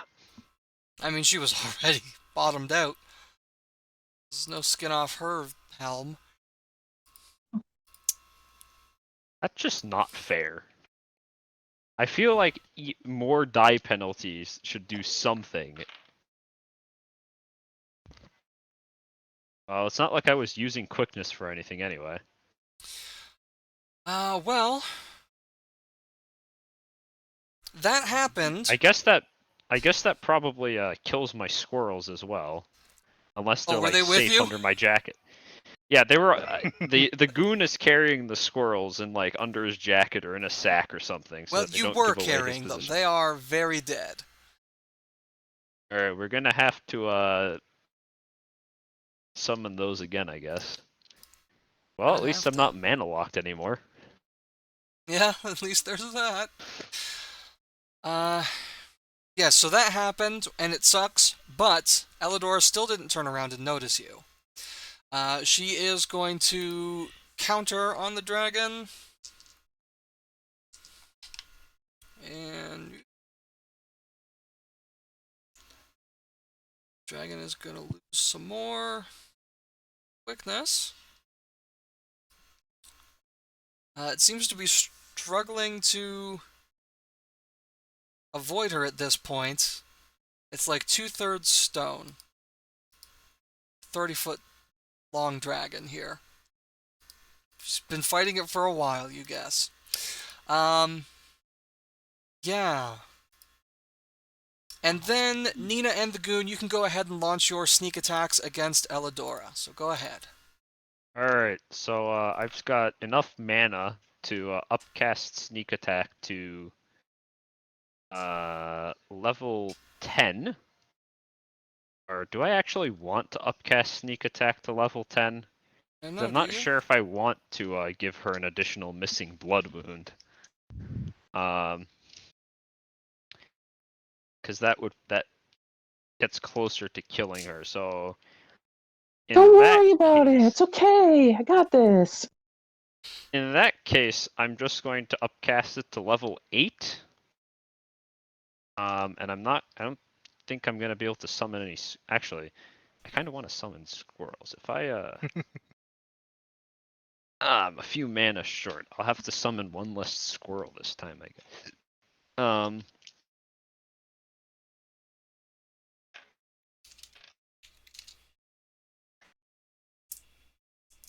Can't imagine she'd be able to evade very well, but just to be sure, I'm gonna +4. I'm gonna upcast to level 8 for a total of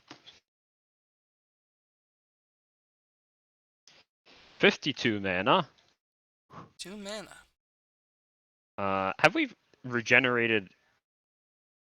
Would we have regenerated any mana at the start of this turn? Or Yeah, after sure. my squirrels died?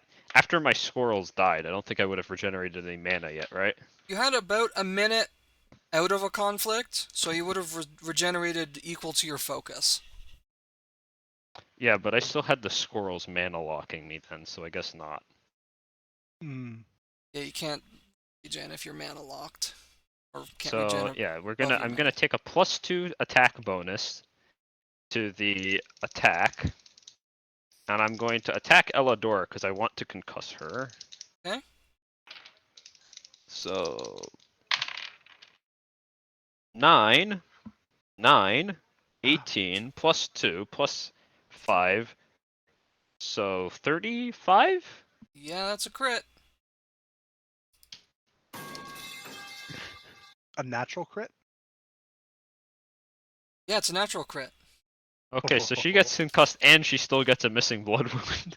Mm-hmm. Good stuff. It's bad news. Hopefully this will stop her from being able to teleport away again.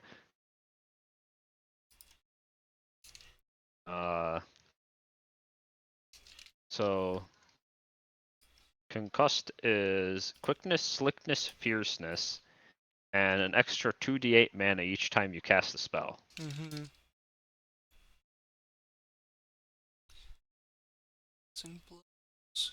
Fierceness, hygiene.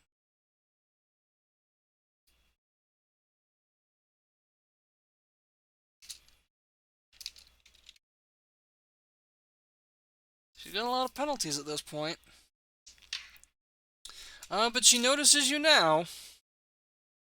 And conflict has formally begun. We are now acting in order.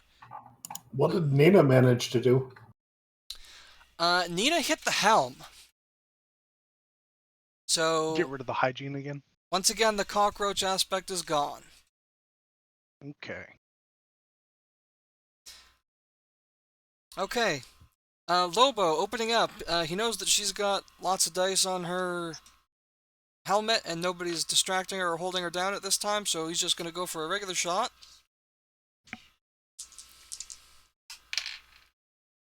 Which is, yep, going to be a hit.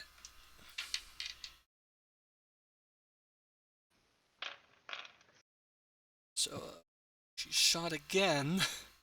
Jesus Christ.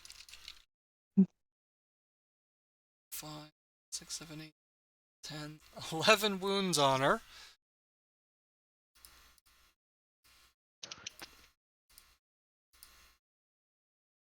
I think we might be reaching the point where even with the +10 bigness, she's about to. It's getting bad for her, for sure. Yeah. She's gonna turn around and look at all you guys smacking her in the back and shooting her with crossbows. Hello. No, really, this is unacceptable! Can't you see the importance of my work? No, not really. Frannie is just slow shaking her head. That one was supposed to be a skeleton, not a statue. I think you're just being a really big jerk. With the slickness of one, the importance of any work is gonna pass right over Franny's head. Wait, actually, how many wings did you say the dragon had? 4. You're not sure how many of them are functional at this point. And how many did the skeleton in the museum have? 4. Okay, so the goon was talking out of his ass. Elidora is going to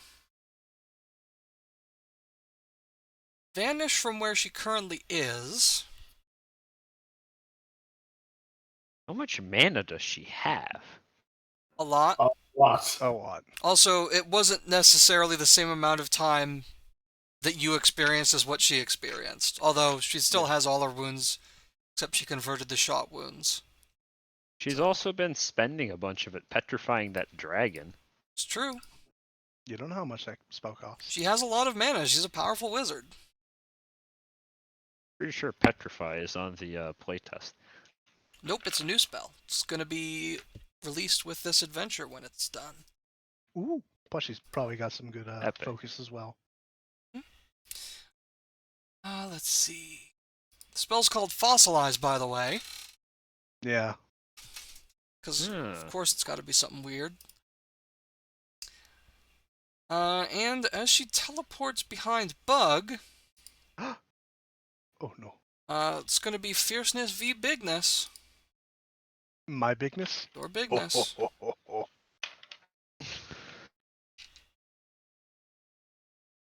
Does have a penalty die, so you've got a shot here. I'm gonna push this. So Okay. I'll get a bigness wound, but I will strain myself. For a 7 for the first one, and an 11 for the second, so 28 total. I got a 30. Oh! Plus 2 once again.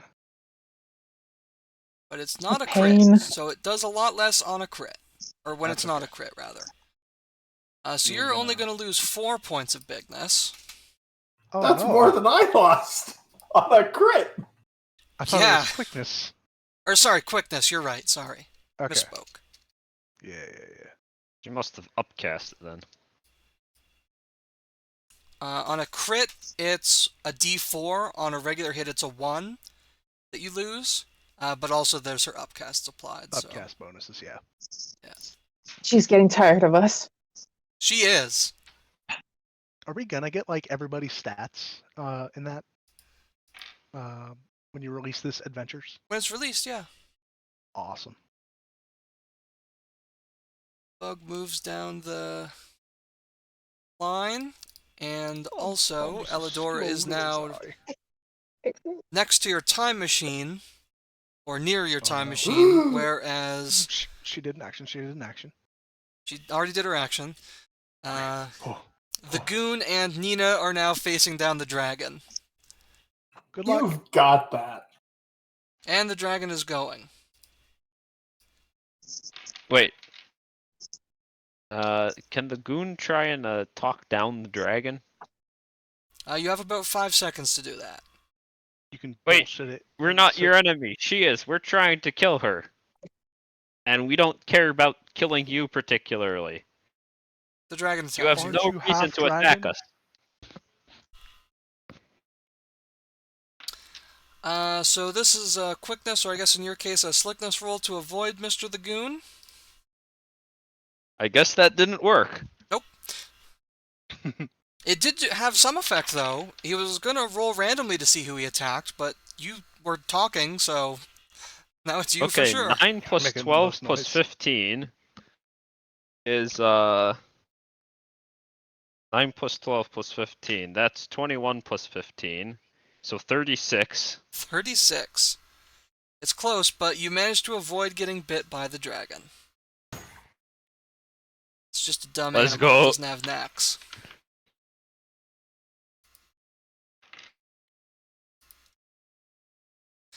And that brings us to Nina.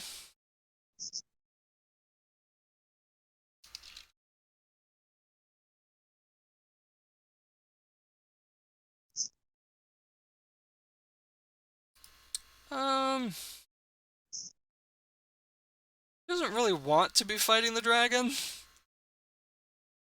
I don't blame her. I mean, yeah. So she turns I'm to gonna you, the start running Goon, away. and she says, "Good luck." And then she like kind of hops up into the air and vanishes into the dragon's shadow. I mean, I don't blame her. I'm gonna just turn around and start walking away as soon as possible. Well, as soon as possible is now. Ah, excellent. Time to run away from the dragon and towards the rest, and back towards the person who is causing us problems. Ah, excellent. More targets grouped together.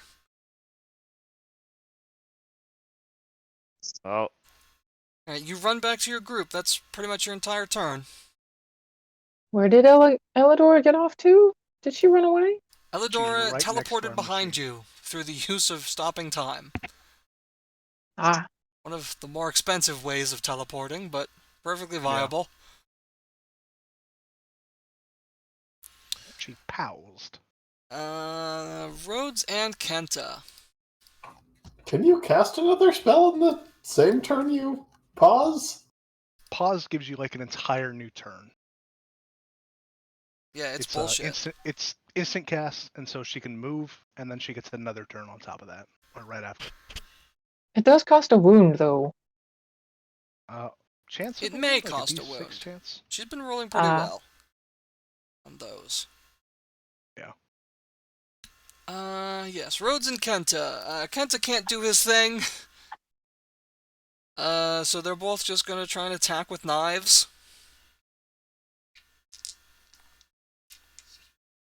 Rhodes gets a hit, and Kenta... Guess. Everybody guess. Does Kenta hit? No, he doesn't. He crits. How's that crush going, Frannie? Franny, Long do you think since you could convince evaporated. Kenta to go fight the dragon for us? Uh, uh, um, Just run distraction. He could summon a meteor on it. Let's... 5, 6, 7, 8, 10, 13. Getting awfully, awfully close to being beat up, Elidora is. Bug, with your modified quickness, it is your turn. Okay. Bug is going to try and put Elidor Ruby Shadow in a headlock. Okay. And I'm going to push this roll. So I'll roll 3 dice. Okay. For 11 on the first. 12 on the second for 23. 1 on the third for 24. Plus 10 is 34. 34. Yeah, she's not beating that. She's in a headlock. Yep. But I'm rolling d10s now, fortunately. Wears you down over time, that's for sure. Frannie, that brings us to you then. Elidora's right Frannie- next to you in a headlock. What do you got? Frannie is suddenly overcome with embarrassment at ever having thought Kenta was cool, and just needs to outdo him. Just needs to cast a successful spell that achieves a result here. So she is going to cast... Do not heal the wizard, please. Shadowbind again. Shadowbind, okay. Again. Again. Has to work eventually. And yeah, I'm just going to use the hold 'em real still upcast again. Oh boy, look at that. I dropped a 5 on the die roll this time. Okay. So Call That that is self-improvement. again 15 versus quickness. As Frannie's shadow once again lumbers over to Eladora's shadow and just hugs it. Lost by 1. Oh, Sorry. I'm sorry. What a flimsy, wobbly, useless shadow! That's it. I'm cutting you off. When we get back to the crypt, you are getting replaced. I mean, I think you have to learn a couple new spells to do that, but that is an option, Yeah. yes.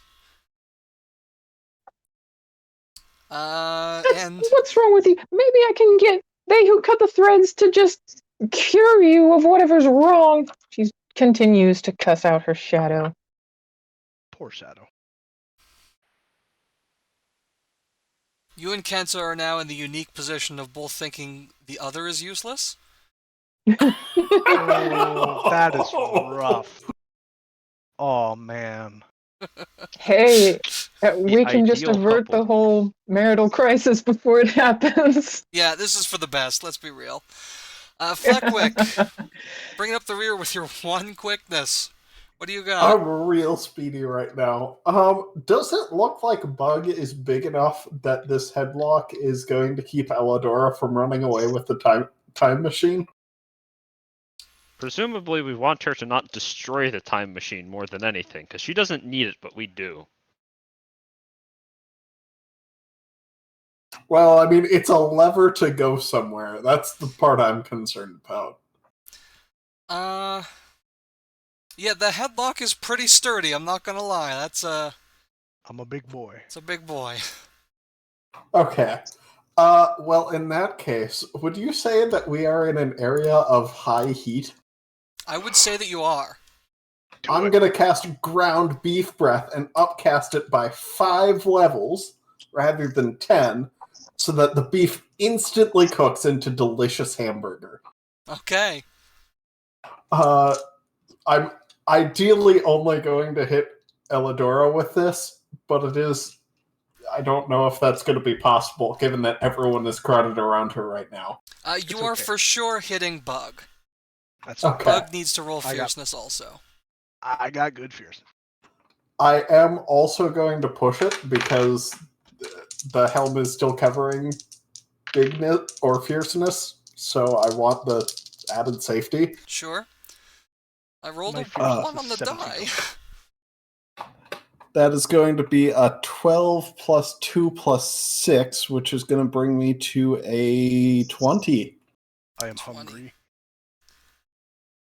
She has very high fierceness, but not that high. Yes! Nice. You haven't broken that part yet of the helmet yet. Not yet. Awesome. Alright, she is now hungry. You know what? Me too. Also canonically not a vegetarian. Yep, now we know. Now we know. That does give her a die bonus on fierceness, though, so that's gonna balance out some of her penalties. How But a does 1 die die penalty to bonus work strongness and bigness. if you're already rolling d12s? If you're already rolling d12s, it does nothing, but she actually does have fierceness penalties, so she gains a slight Right. benefit from that. Yes, because I removed her. Brain cells slightly. Just slightly.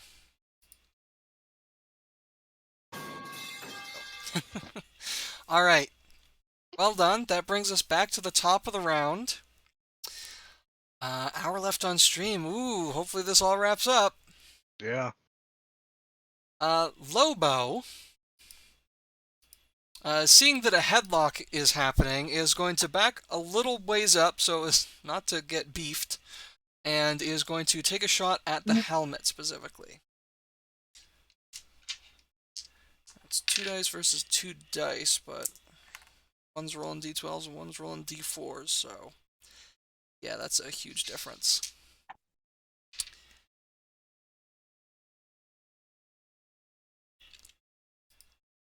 Okay, the lion aspect has been damaged. Fierceness is down. Question: does critting the aspect helm No. make it lose too? No, it No. does not. Okay. It's just a hit. Still fun.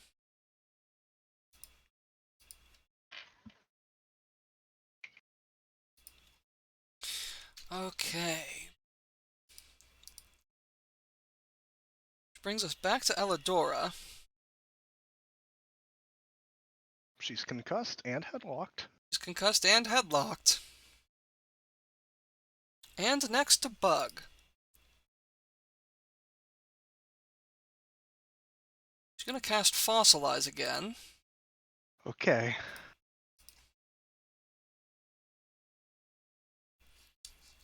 Yeah, so that's, you roll bigness to Void. That's not great, but I'll do it. I'm rolling what am I rolling? I'm rolling a D8 because I pushed it last time, and I think I'm pushing it this time too. Is that your only injury? I have a strained bigness wound, a strained strongness wound, and a hungry wound. The hungry wound. Ah, right. Yeah, Sorry. 17 on hungry, but that's okay. That's okay. Bug has a lot of quickness and movement points. 1. So I rolled a 1 + 1 + 10, 12. 12 total? Yes. Okay, well, that avoids the crit. Oh, thank God. But that's gonna be another 4 quickness gone. Even at half max cast? Yeah. And a concussed Dang. wound? Yeah. That's just extra Dang. mana. I'm operating under the assumption that she has infinite mana. She's a boss. She's a boss monster. What is her max cast? We'll find Lots. out. High enough, apparently. She didn't get a bonus to her fierceness roll, which is another reason she didn't get a crit. Because she didn't want to run out as a result of the concussion. But yeah, that sucks. It's okay. I got The 2 dragon, quickness. having seen everybody run over to that big group there, Oh no. is gonna waddle over, dragging its back 4 legs, and unleash another fire breath. But this one's gonna be a lot worse because it already did the big one. But yeah, that's gonna be quickness roll from everybody except Nina, who is still in the dragon's shadow. Mm-hmm. Okay. Uh-oh. 15. Or, no, not 15. 25. The number to beat 9. is 39. Oh dear. 27. I got Okay, a so, 7. what's my fierceness? My fierceness is high. The goon is now beat up. Oh no. Well, we don't know if it's going to be 3 Actually- again. They said it Yeah, was you're right. not If the it's big only, one. if it's only 1, It's only Then, 1 burned wound, but having think- a burned wound already, it is in fact Yes. 2 for in your Yes. case. I have 1 wound left. You have 1 Removing wound the left. impaled wound was a good idea. Let's go. Yes. Are any of them wounds I Okay. can fix?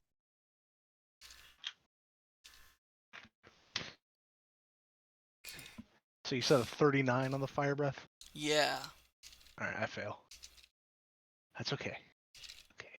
So Yeah. does Elidora fail? I'm guessing. Oh yeah, she failed. She's also headlocked, so yeah, definitely. Is she dead? No, she's beat up. Oh, she's getting close actually. Let me. She's missing her 6. +10 fierceness too now. Yeah. 12, 13, 14, 15, 16. Yeah, she's still up. That's But beat up. But beat up, yes. Okay. Is that 2 wounds if it crit against us?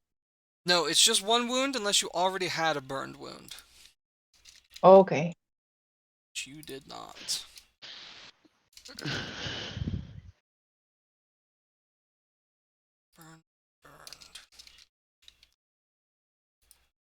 I'm trying to decide if I would be more lucky trying to get the dragon to stop murdering us by bullshitting it to distract it, or if by sending out squirrels to distract it. Hard to say. Nina pops back out of the dragon's shadow. Wait, question. Yes? Bug, you're raging, right? Yes, all the time now. Doesn't rage give you a bonus die to fierceness? Yes. Did you roll that when I vomited on you? Yes. Oh, okay. I think he rolled 2 ones. It's a bummer roll. We keep getting those. Yeah, I was rolling so good for the first two adventures, and today just Nina pops back out of the shadow and again is trying to be sneaky, which... Oh, yeah, she rolled double 12. She's sneaky.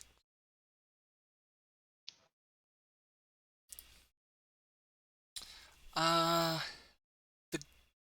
Goon, that brings us to you. Not quite beat up yet, but you're getting there.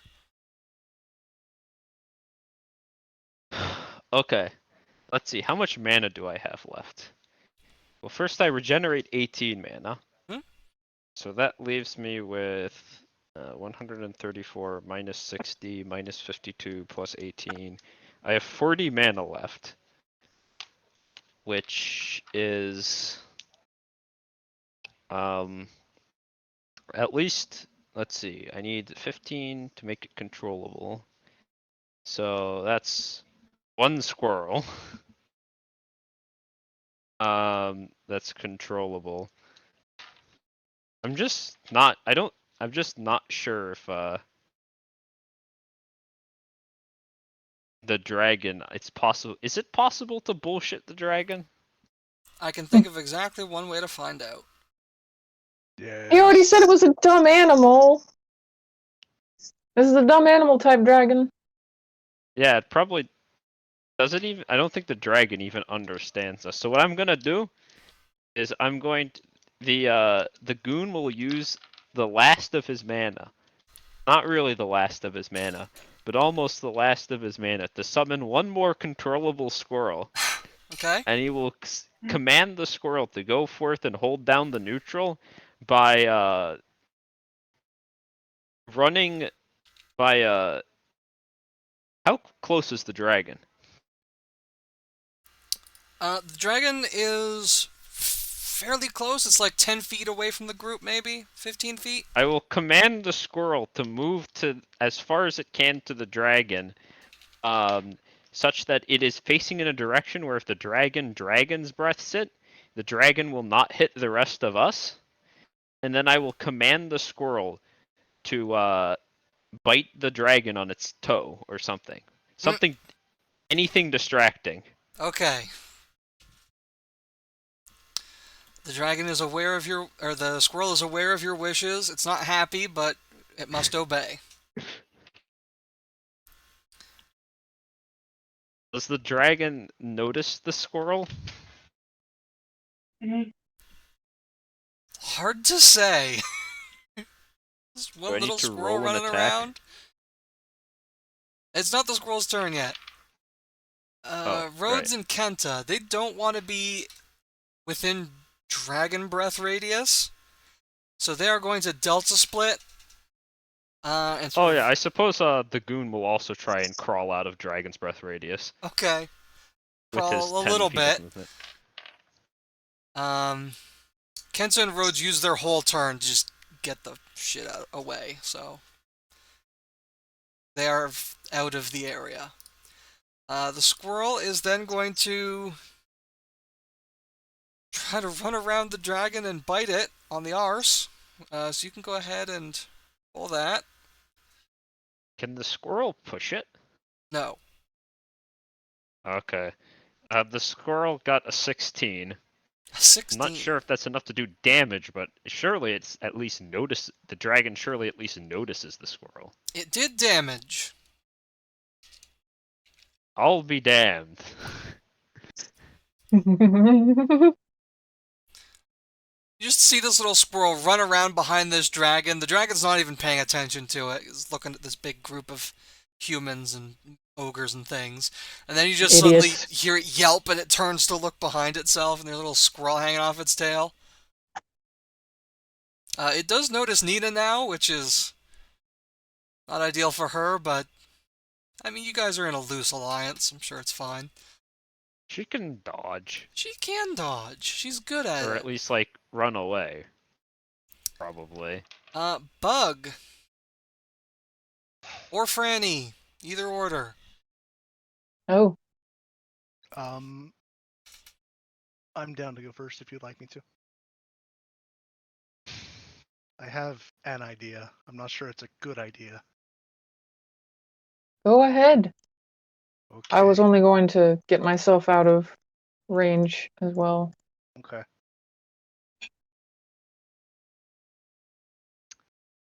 So, Bug is going to... Can I cast Clothesline without breaking the headlock? I don't see why not. It sounds weird, but sure, Yeah. yes. Okay. I'm going to use my arm as an implement. And I'm going to yell, Clothesline! To, Get your bonus, and sure. I'm also going to overchannel so that I can cast it at level 20. Ooh, So I'll have an additional +4 bonus to the strength. nice. I can see in my mind's eye Zangief's super, one of the Zangief super in Street Fighter. And I'm going That's a good to thing for this. look for my d6 because that's what I'm rolling. And I think I have wounds to spare, so I'll push this. Or no, I'm rolling d8s. I'll still push it. 7 +3 for 10 +7 for 17. 27, 31. Clothesline versus her bigness. Okay. Critical knock over. Pew. Well, unfortunately, doesn't do anything on a crit, but she is knocked down. If anyone wants to coup de grace her ass. Yeah, that's what knockdown's for. Alright In a then. headlock and knockdown, I think she's not moving anywhere. Frannie. Oh, screw For this. context, let me just put this. I just saw the first part of the Zangief critical art with that close line.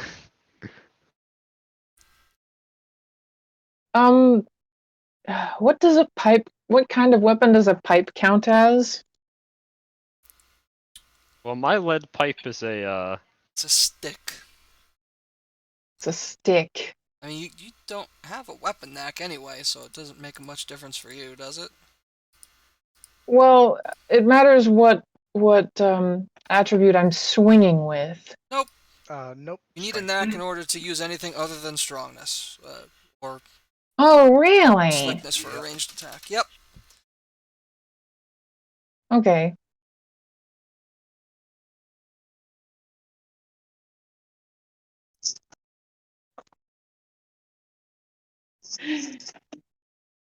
Can I try this anyway? Because it would be funny. Well, I don't know what you're trying. Oh no, I probably have to close the distance anyway. Never mind. You're right next to her. Oh, I thought everyone else had started to move away from the dragon. Not Bug. Not Bug and not Nope. Alidora. Not Bug and not Elidora. they're stuck. She's not going anywhere. Bug, I don't think has anything that Frannie could even fight with. The staff. Or She can't Frannie's not She can't strong lift it. enough. She's not strong enough. You can just kick people. All right. Oh, This ends soon. And Frannie is just going to kick the crap out of the held down wizard. Okay. Are you going for the wizard or the helm? I think the wizard at this point. What's the Definitely helm easier even to on? hit. the helm is on. Because the helm is still it's still on Crow. It's not Yeah. it's a while until the helm breaks. Well, we need to loosen it up in order to take it off, right? So I'm going to be targeting the helm. I'm not sure if you can hit the helm though. I'm pretty sure if we just start kicking her, that she's gonna stop being able to alive soon. I mean, what are the consequences for pushing it while or never giving up? Minus You one lose fierceness 1 point of forever. fierceness forever. She has already done that once. I mean, At at some point least. she's gonna just kill herself with that. Eventually, if she keeps doing it. Yeah. Is there a reason I'm not able to target the helm right now? There is no reason that think you so. are not able to target the helm. In fact, it's very easy at this exact moment. Oh, well, Okay. in that case. Frannie stomps up, yelling, "Screw this!" and kicks the helm. Kicks the held down person in a headlock in the head Okay. with a cloven hoof. However, I rolled a total of 5. You kick bug. It doesn't hurt. Oh, So ineffective. Yeah, she's Oh, rolling Frannie. d4s, but she's still got her quickness. Mm-hmm. Fleckwick. Pretty beat up. It's your turn. I'm only halfway to beat up. And still none of these are wounds that I can fix. Is the helm on a... Is the helm held on magically, or would I have a reasonable chance of trying to just pull the helm off, given that she's in a headlock and held on the ground? Your understanding is that there is magic gluing the helm on. All Weakening right. the helm is it's Pokemon rules. You gotta weaken it first. Then Well, I'm Pokemon gonna... rules also let me catch a legendary turn 1 with a quick ball. Do you have a quick ball? Nah, but Fleck was pretty strong, right? I am going to follow Franny's lead then and try and put a foot into the helm. Alright, you just kicking her while she's down. She's just trying to move her head out of the way. Okay. That's an 8 plus 1 plus 7 for a 16. 16? Oh, shoot. I got an 18. I keep beating you guys by 1s and 2s. I feel bad. Not that bad, but like, you know. Okay, not bad at all. I admit it. At least you're honest. Alright. Good effort, though. If you guys keep doing it, eventually you'll win. Lobo, at the top of the round here. Just gonna get in on that and take a shot. He's got 2 dice. Ooh, he rolled bad. That's not good. He missed, actually. Oh, Oh my god! she's headlocked and on the ground, people. Please. Nope, he won. He beat her by 1. Oh, Whew. Like, I wasn't going to least complain someone is because I competent. can't. Thank you, Lobo. His entire job is being competent. I'm pretty sure he outlevels the rest of us by several levels.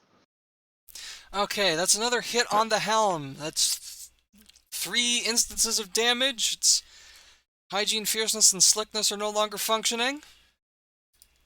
It's halfway. I do feel like if we can get rid of the elephant, she will just straight die. Mm. That is theoretically what will happen. It is her turn. It is her turn. Oh, she really doesn't like being held by this Yeah. big ol' ogre.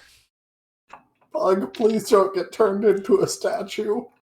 I don't think it's up to me at this point. Yeah, she's gonna cast Fossilize.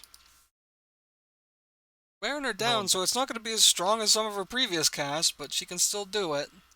I'm rolling. Can I bigness. try the bullshit inspiring word trick again? Maybe on your turn. I think my turn might be too late. Probably. It's okay.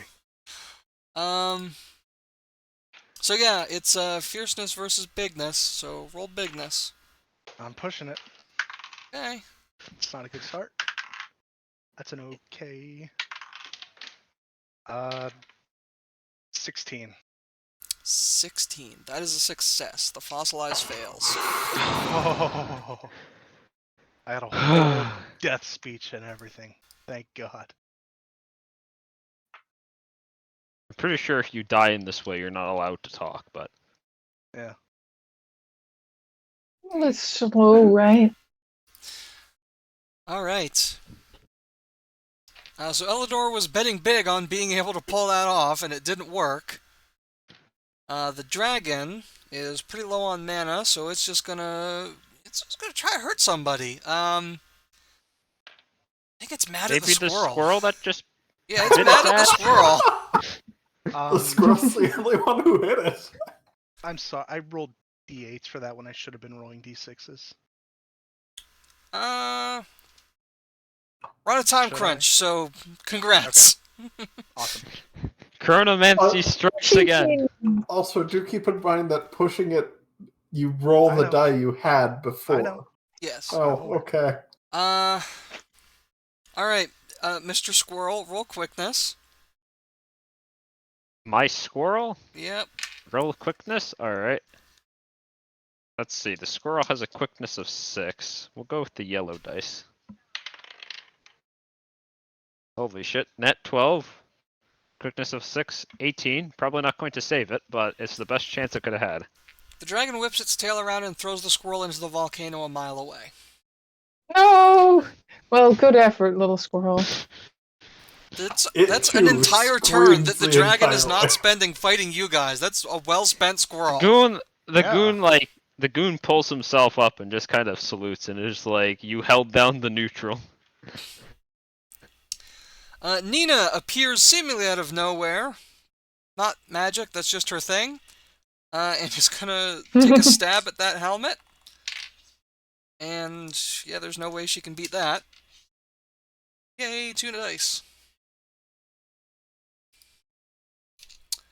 Yeah, Nina's almost completely unharmed, isn't she? God, that must be either an She has 3 infuriating burn trait or a wounds. really nice trait in a girlfriend to just appear out of nowhere all the time. Yeah, go either way. So that's the cheetah gone. Quickness is way down. She's way easier to hit now. That's like the turning point. Her turn order just got moved down. Does she get 2 turns this round? No, she already took a turn this round, so she can't get another one. But next round, there's you guys. Some of you are getting extra turns before she can do anything again, so make use of that, I'd say. So that mana is unlocked. I think the goon might be out of squirrels. That's a problem. Okay. Let's see, I spent 30 mana. I gained 18 mana from my focus. I'm at 28. I'm 2 mana short of being able to summon another controllable squirrel. Do you want to use mine? Wait! I suppose I could, yeah, theoretically. If you really want a squirrel to get the last hit here, I suppose you can do it that way. Oh, Does the goon still have the gloves of colossal power? Those were relinquished back into the vaults. Oh, good Yeah. lord. I You'd wasn't have to have so thinking much of, mana to make I use of wasn't that. Oh, saying yeah. I wasn't trying to get a squirrel to get the last hit. I was trying to summon another squirrel to keep distracting the dragon. Holding down the neutral, it's what they do. Yep. I mean, you can do it if you What want. is a goon without Excellent zoning sub-henchmen? tools. Because I mean, like, We can probably break the helmet before Elidora can act again, I would hope, considering that Rhodes, Kenta, Bug, Frannie, Fleckwick, and then Lobo all get to act again before Elidora. Mm-hmm. I mean, you counted 2 absolute filler, ineffectual names in there, so just think about that. But the dragon will get to act again after Lobo, and Rhodes has been I doing don't- stuff. so yeah, the Goon. Can you like pass the Goon the orb? I think you have to go Yeah. to the orb unless you're willing to wait. Or in that case, the Goon is going to, I guess, head, kind of move the 10 feet to the orb. It's close. You can make it. 7.5'da bitecek. Right, so that's a Um, free move, so you can go ahead and use the Alright, orb. we're cast your spell. gonna use the full 60 mana and do the same thing we did before. 3 squirrels controllable. And I'm going to. Do you mind if I just draw entirely from the orb's mana pool for this? Not at all! I have backup! Okay, so that's 300. So that's 60 mana out of the orb. Okay. And 3 more controllable squirrels who I'm going to send out to keep doing what the previous squirrel did to the dragon. Alright. Except they are arrayed such that they also can't all be hit by the same dragon's breath. And similarly, the dragon can't hit us and them. Any of the squirrels. That's possible, right? Theoretically. Alright, and then all 3 squirrels are going to go for a distraction attack. Alright. When it's the squirrel's turn. Okay. And Rhodes and... did you have something else? I don't think you can The do anything Goon? else. Yeah. no, the Goon is.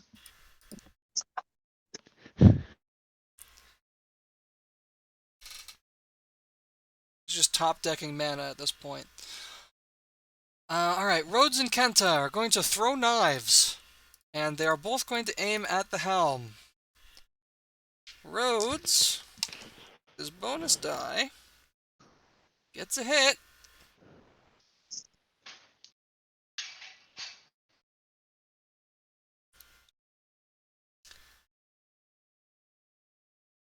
It's minus 10 strongness.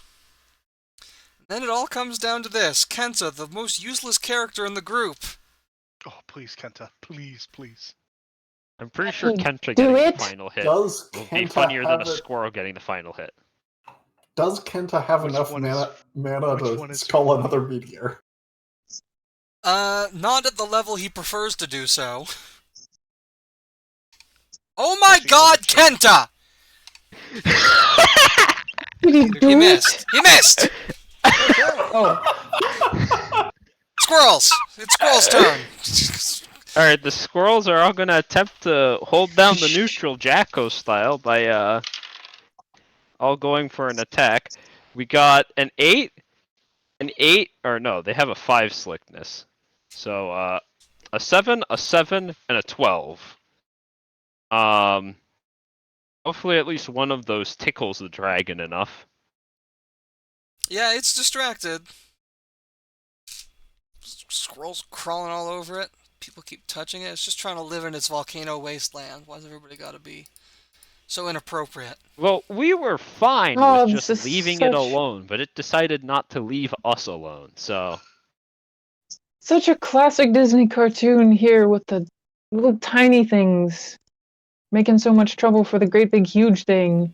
I mean, I guess they are suffering for it though. Yeah, I mean, they're getting killed over and over. Alright. That's happening. The dragon remains distracted. Elidora doesn't get this turn because she already acted. Bug. Or Frannie.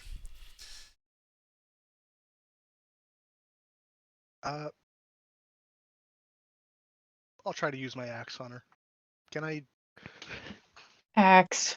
Yeah, axe. I must ask you a Axe question. her face a question. Yes.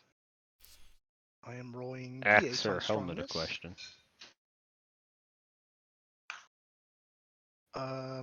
Is there any? Am I laying down too? She's laying down, and I have her in a headlock. Would that have yeah, any if you've penalty? got her in a headlock, I think you would have to be, yeah. Would that have a penalty on my die roll at all? No. Okay. 1, 6. Awful. 17 total. 17? On the She rolled helmet. well, but that minus 10 is really not helping her. Not a crit. Figured. That's okay. Crits don't really matter against the helmet. So that was with an axe, so Now that's do a they should be cut up. Oh, did you attack Elodora instead of the helmet? Oh, are you attacking the helmet? Sorry. I didn't specify, but I think Elodora is better. Okay. Why? I mean, I guess if she's not trying to If she's petrify anyone, it'll unconscious. be easier to smack the I'm helmet pretty until we sure can she take it off. dies when her I when don't her know that wounds we max have a out, right? way to render her unconscious without killing her. Bug! Can we You cut off Elidora's non- head. And also Wow. Bung's head. Oh. Oh! Oh no. I can't Well, fix Nina's gonna that. kill us all now. I toss the head to Frannie. Can you fix that? Oh! If not, I would really like it back to eat it. I was so many miles away. I don't even think there are spells that can fix this. I'm sure there must be at least one resurrection spell. It's Bert. It's the best wizard ever role-playing game. There's a spell for everything. Yeah, we don't know what's out there. Well, Brazilian spells. I'm assuming that Nina was attacking the helm, so Nina saw this, didn't she?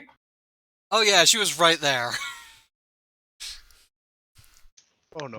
The goon is gonna try to defuse the situation by just going like, okay, I realize this is really, really bad, but can we leave the volcanic deathscape with a dragon that could probably kill all of us the next time it's not distracted by squirrels, which I am basically out of. Can we leave and then start killing each other?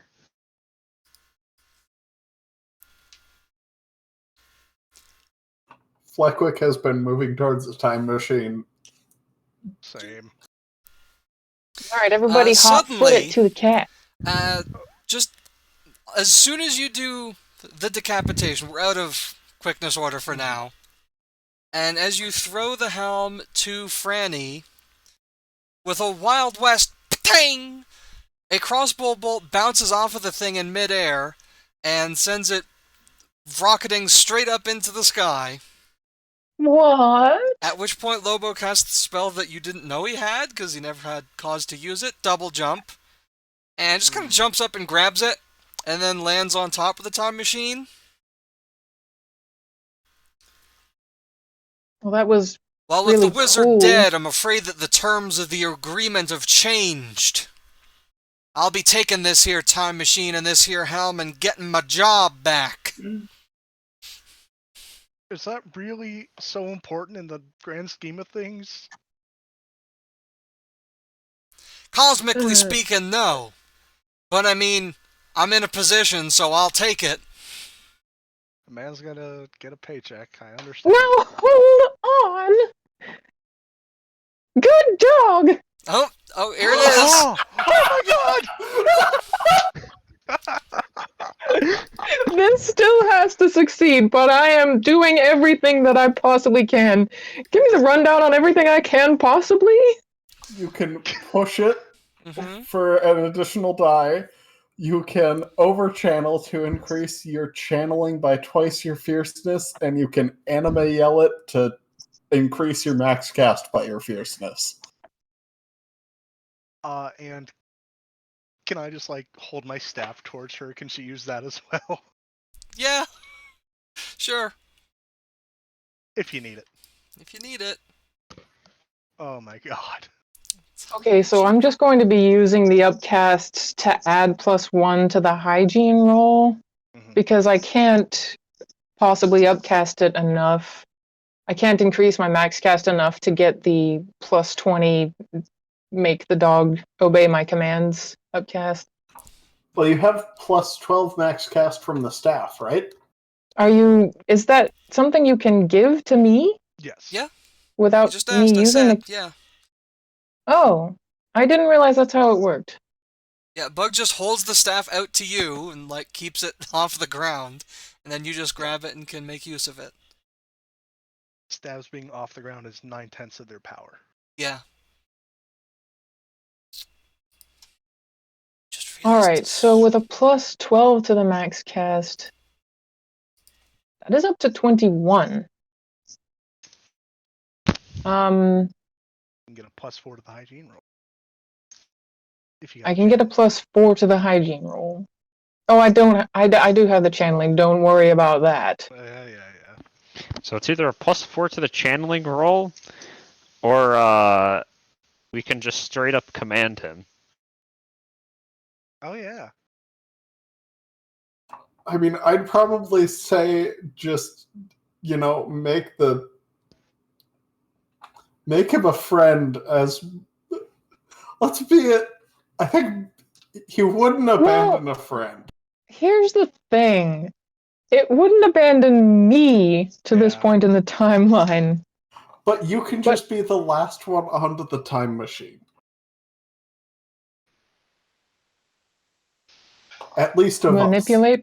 Manipulate my friend by being exceedingly slow. I mean, I mean, you are the slowest person in the party, usually. Usually. all right. Oh, Fleckwick, you've returned to normal. So do you, Bug. Oh! Ooh! Mana lock was in effect Wait. on that. Oh, that's amazing. Oh no. The dragon. The wizard. The All those dragon is back to statues. full power. We should cast the spell and then get out of here before the dragon All right. murders us all. Frannie, you're our only hope. So I'm pushing it for 2 dice. Screaming to increase the max cast won't do anything with the staff. And It what does the would, over wouldn't it? channeling increase? You can stack anime Over yelling your and the channeling? staff, right? Mhm. Yes. That only gets it up to 23 because my fierceness is really low. Well, Over channeling increases your channeling, so By twice. Not your by helpful. twice your fierceness. I think either the +4 to hygiene or the All right, I'm gonna just mind control. increase the +4, Mhm. increase the bonus to +4 to the hygiene roll. Okay. I'm rolling 2 dice. Here we go. 11 and 9. We add those together, right? Yes. Yeah. yep. For a 24 What's your plus hygiene? my hygiene, which is 7. Mm-hmm. We're up to 31. Good dog. Against 20. Hooray. That's already pretty dang high. Frannie, get in the time machine. We're getting out of here. My friends go too. I'm booking it towards the time machine right now. The goon will additionally make his way to the time machine. The squirrels, they don't matter. They're still fighting the dragon. Yes. Bug will also crawl. They onto will the time hold the machine. neutral to the end. All right, are we all getting in the time machine now? I am. We, Okay, that was we a might want to really high consider cost leaving the task. Let rude me crew figure out the behind. mana. No, we can't leave him behind. I'm rolling Oh. quickness to see if the surviving rude crew are able to grab the time 95. machine as it disappears. I would You'll like never to... guess who rolled a 1. Oh no, really? Fortunate. So the time cat disappears. All four of you are aboard. Lobo's aboard. Rhodes and Nina manage to grab onto the runner as it is lifting off of the ground, and it vanishes, and Kenta is just kind of left there in the volcanic wasteland, just kind of looking around at the dragon as the squirrels disappear. Oh, why would the squirrels disappear? Because you're not in the same timeline. I'm assuming that you let go of the mana lock eventually, right? Well, yeah, but presumably that would be in the future. Relative to the current time. I don't think the squirrels are going to last long enough for Kenta to manage to figure out a good plan to survive. They aren't, but I mean, I don't think it's a huge deal. they deserve, the squirrels deserve the opportunity to. They last for a little while, but like of holding down the neutral. one way or another, they're poofing into nothingness shortly. But that's not your problem because it's happening in the long, long past. So, all of you reappear in the crawling crypt.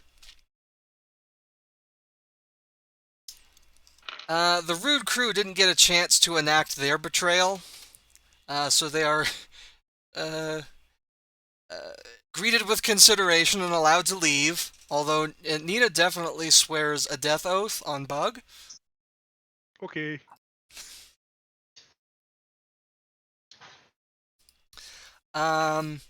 Lobo is forced to surrender the helm or die, but given that he's out of work, he is given a janitorial position in the crypt.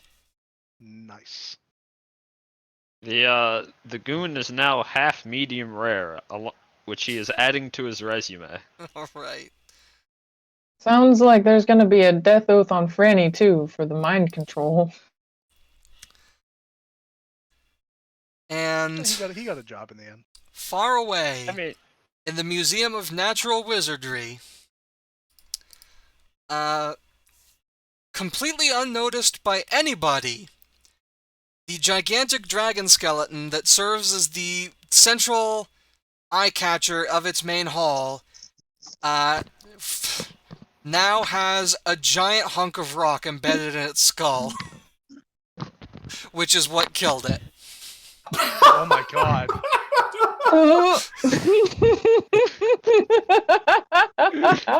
In the Kenta Memorial Museum of Natural Wizardry. Yeah. Oh man. Instead of a petrified wizard statue, it's a Just a bunch of statues of him. just a bunch of statues. Some of his... Lamest person ever. He's a hero. No, he's going down in history as a legendary dragon slayer. I don't know what you're talking about.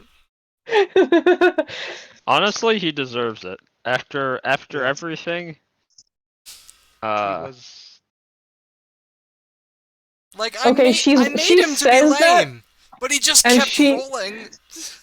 maintains that face, but like, come on, that's really cool. Killed the dragon and got himself out of that situation. like Hopefully by learning well, some we don't know if he got chronomancy. himself out of the situation.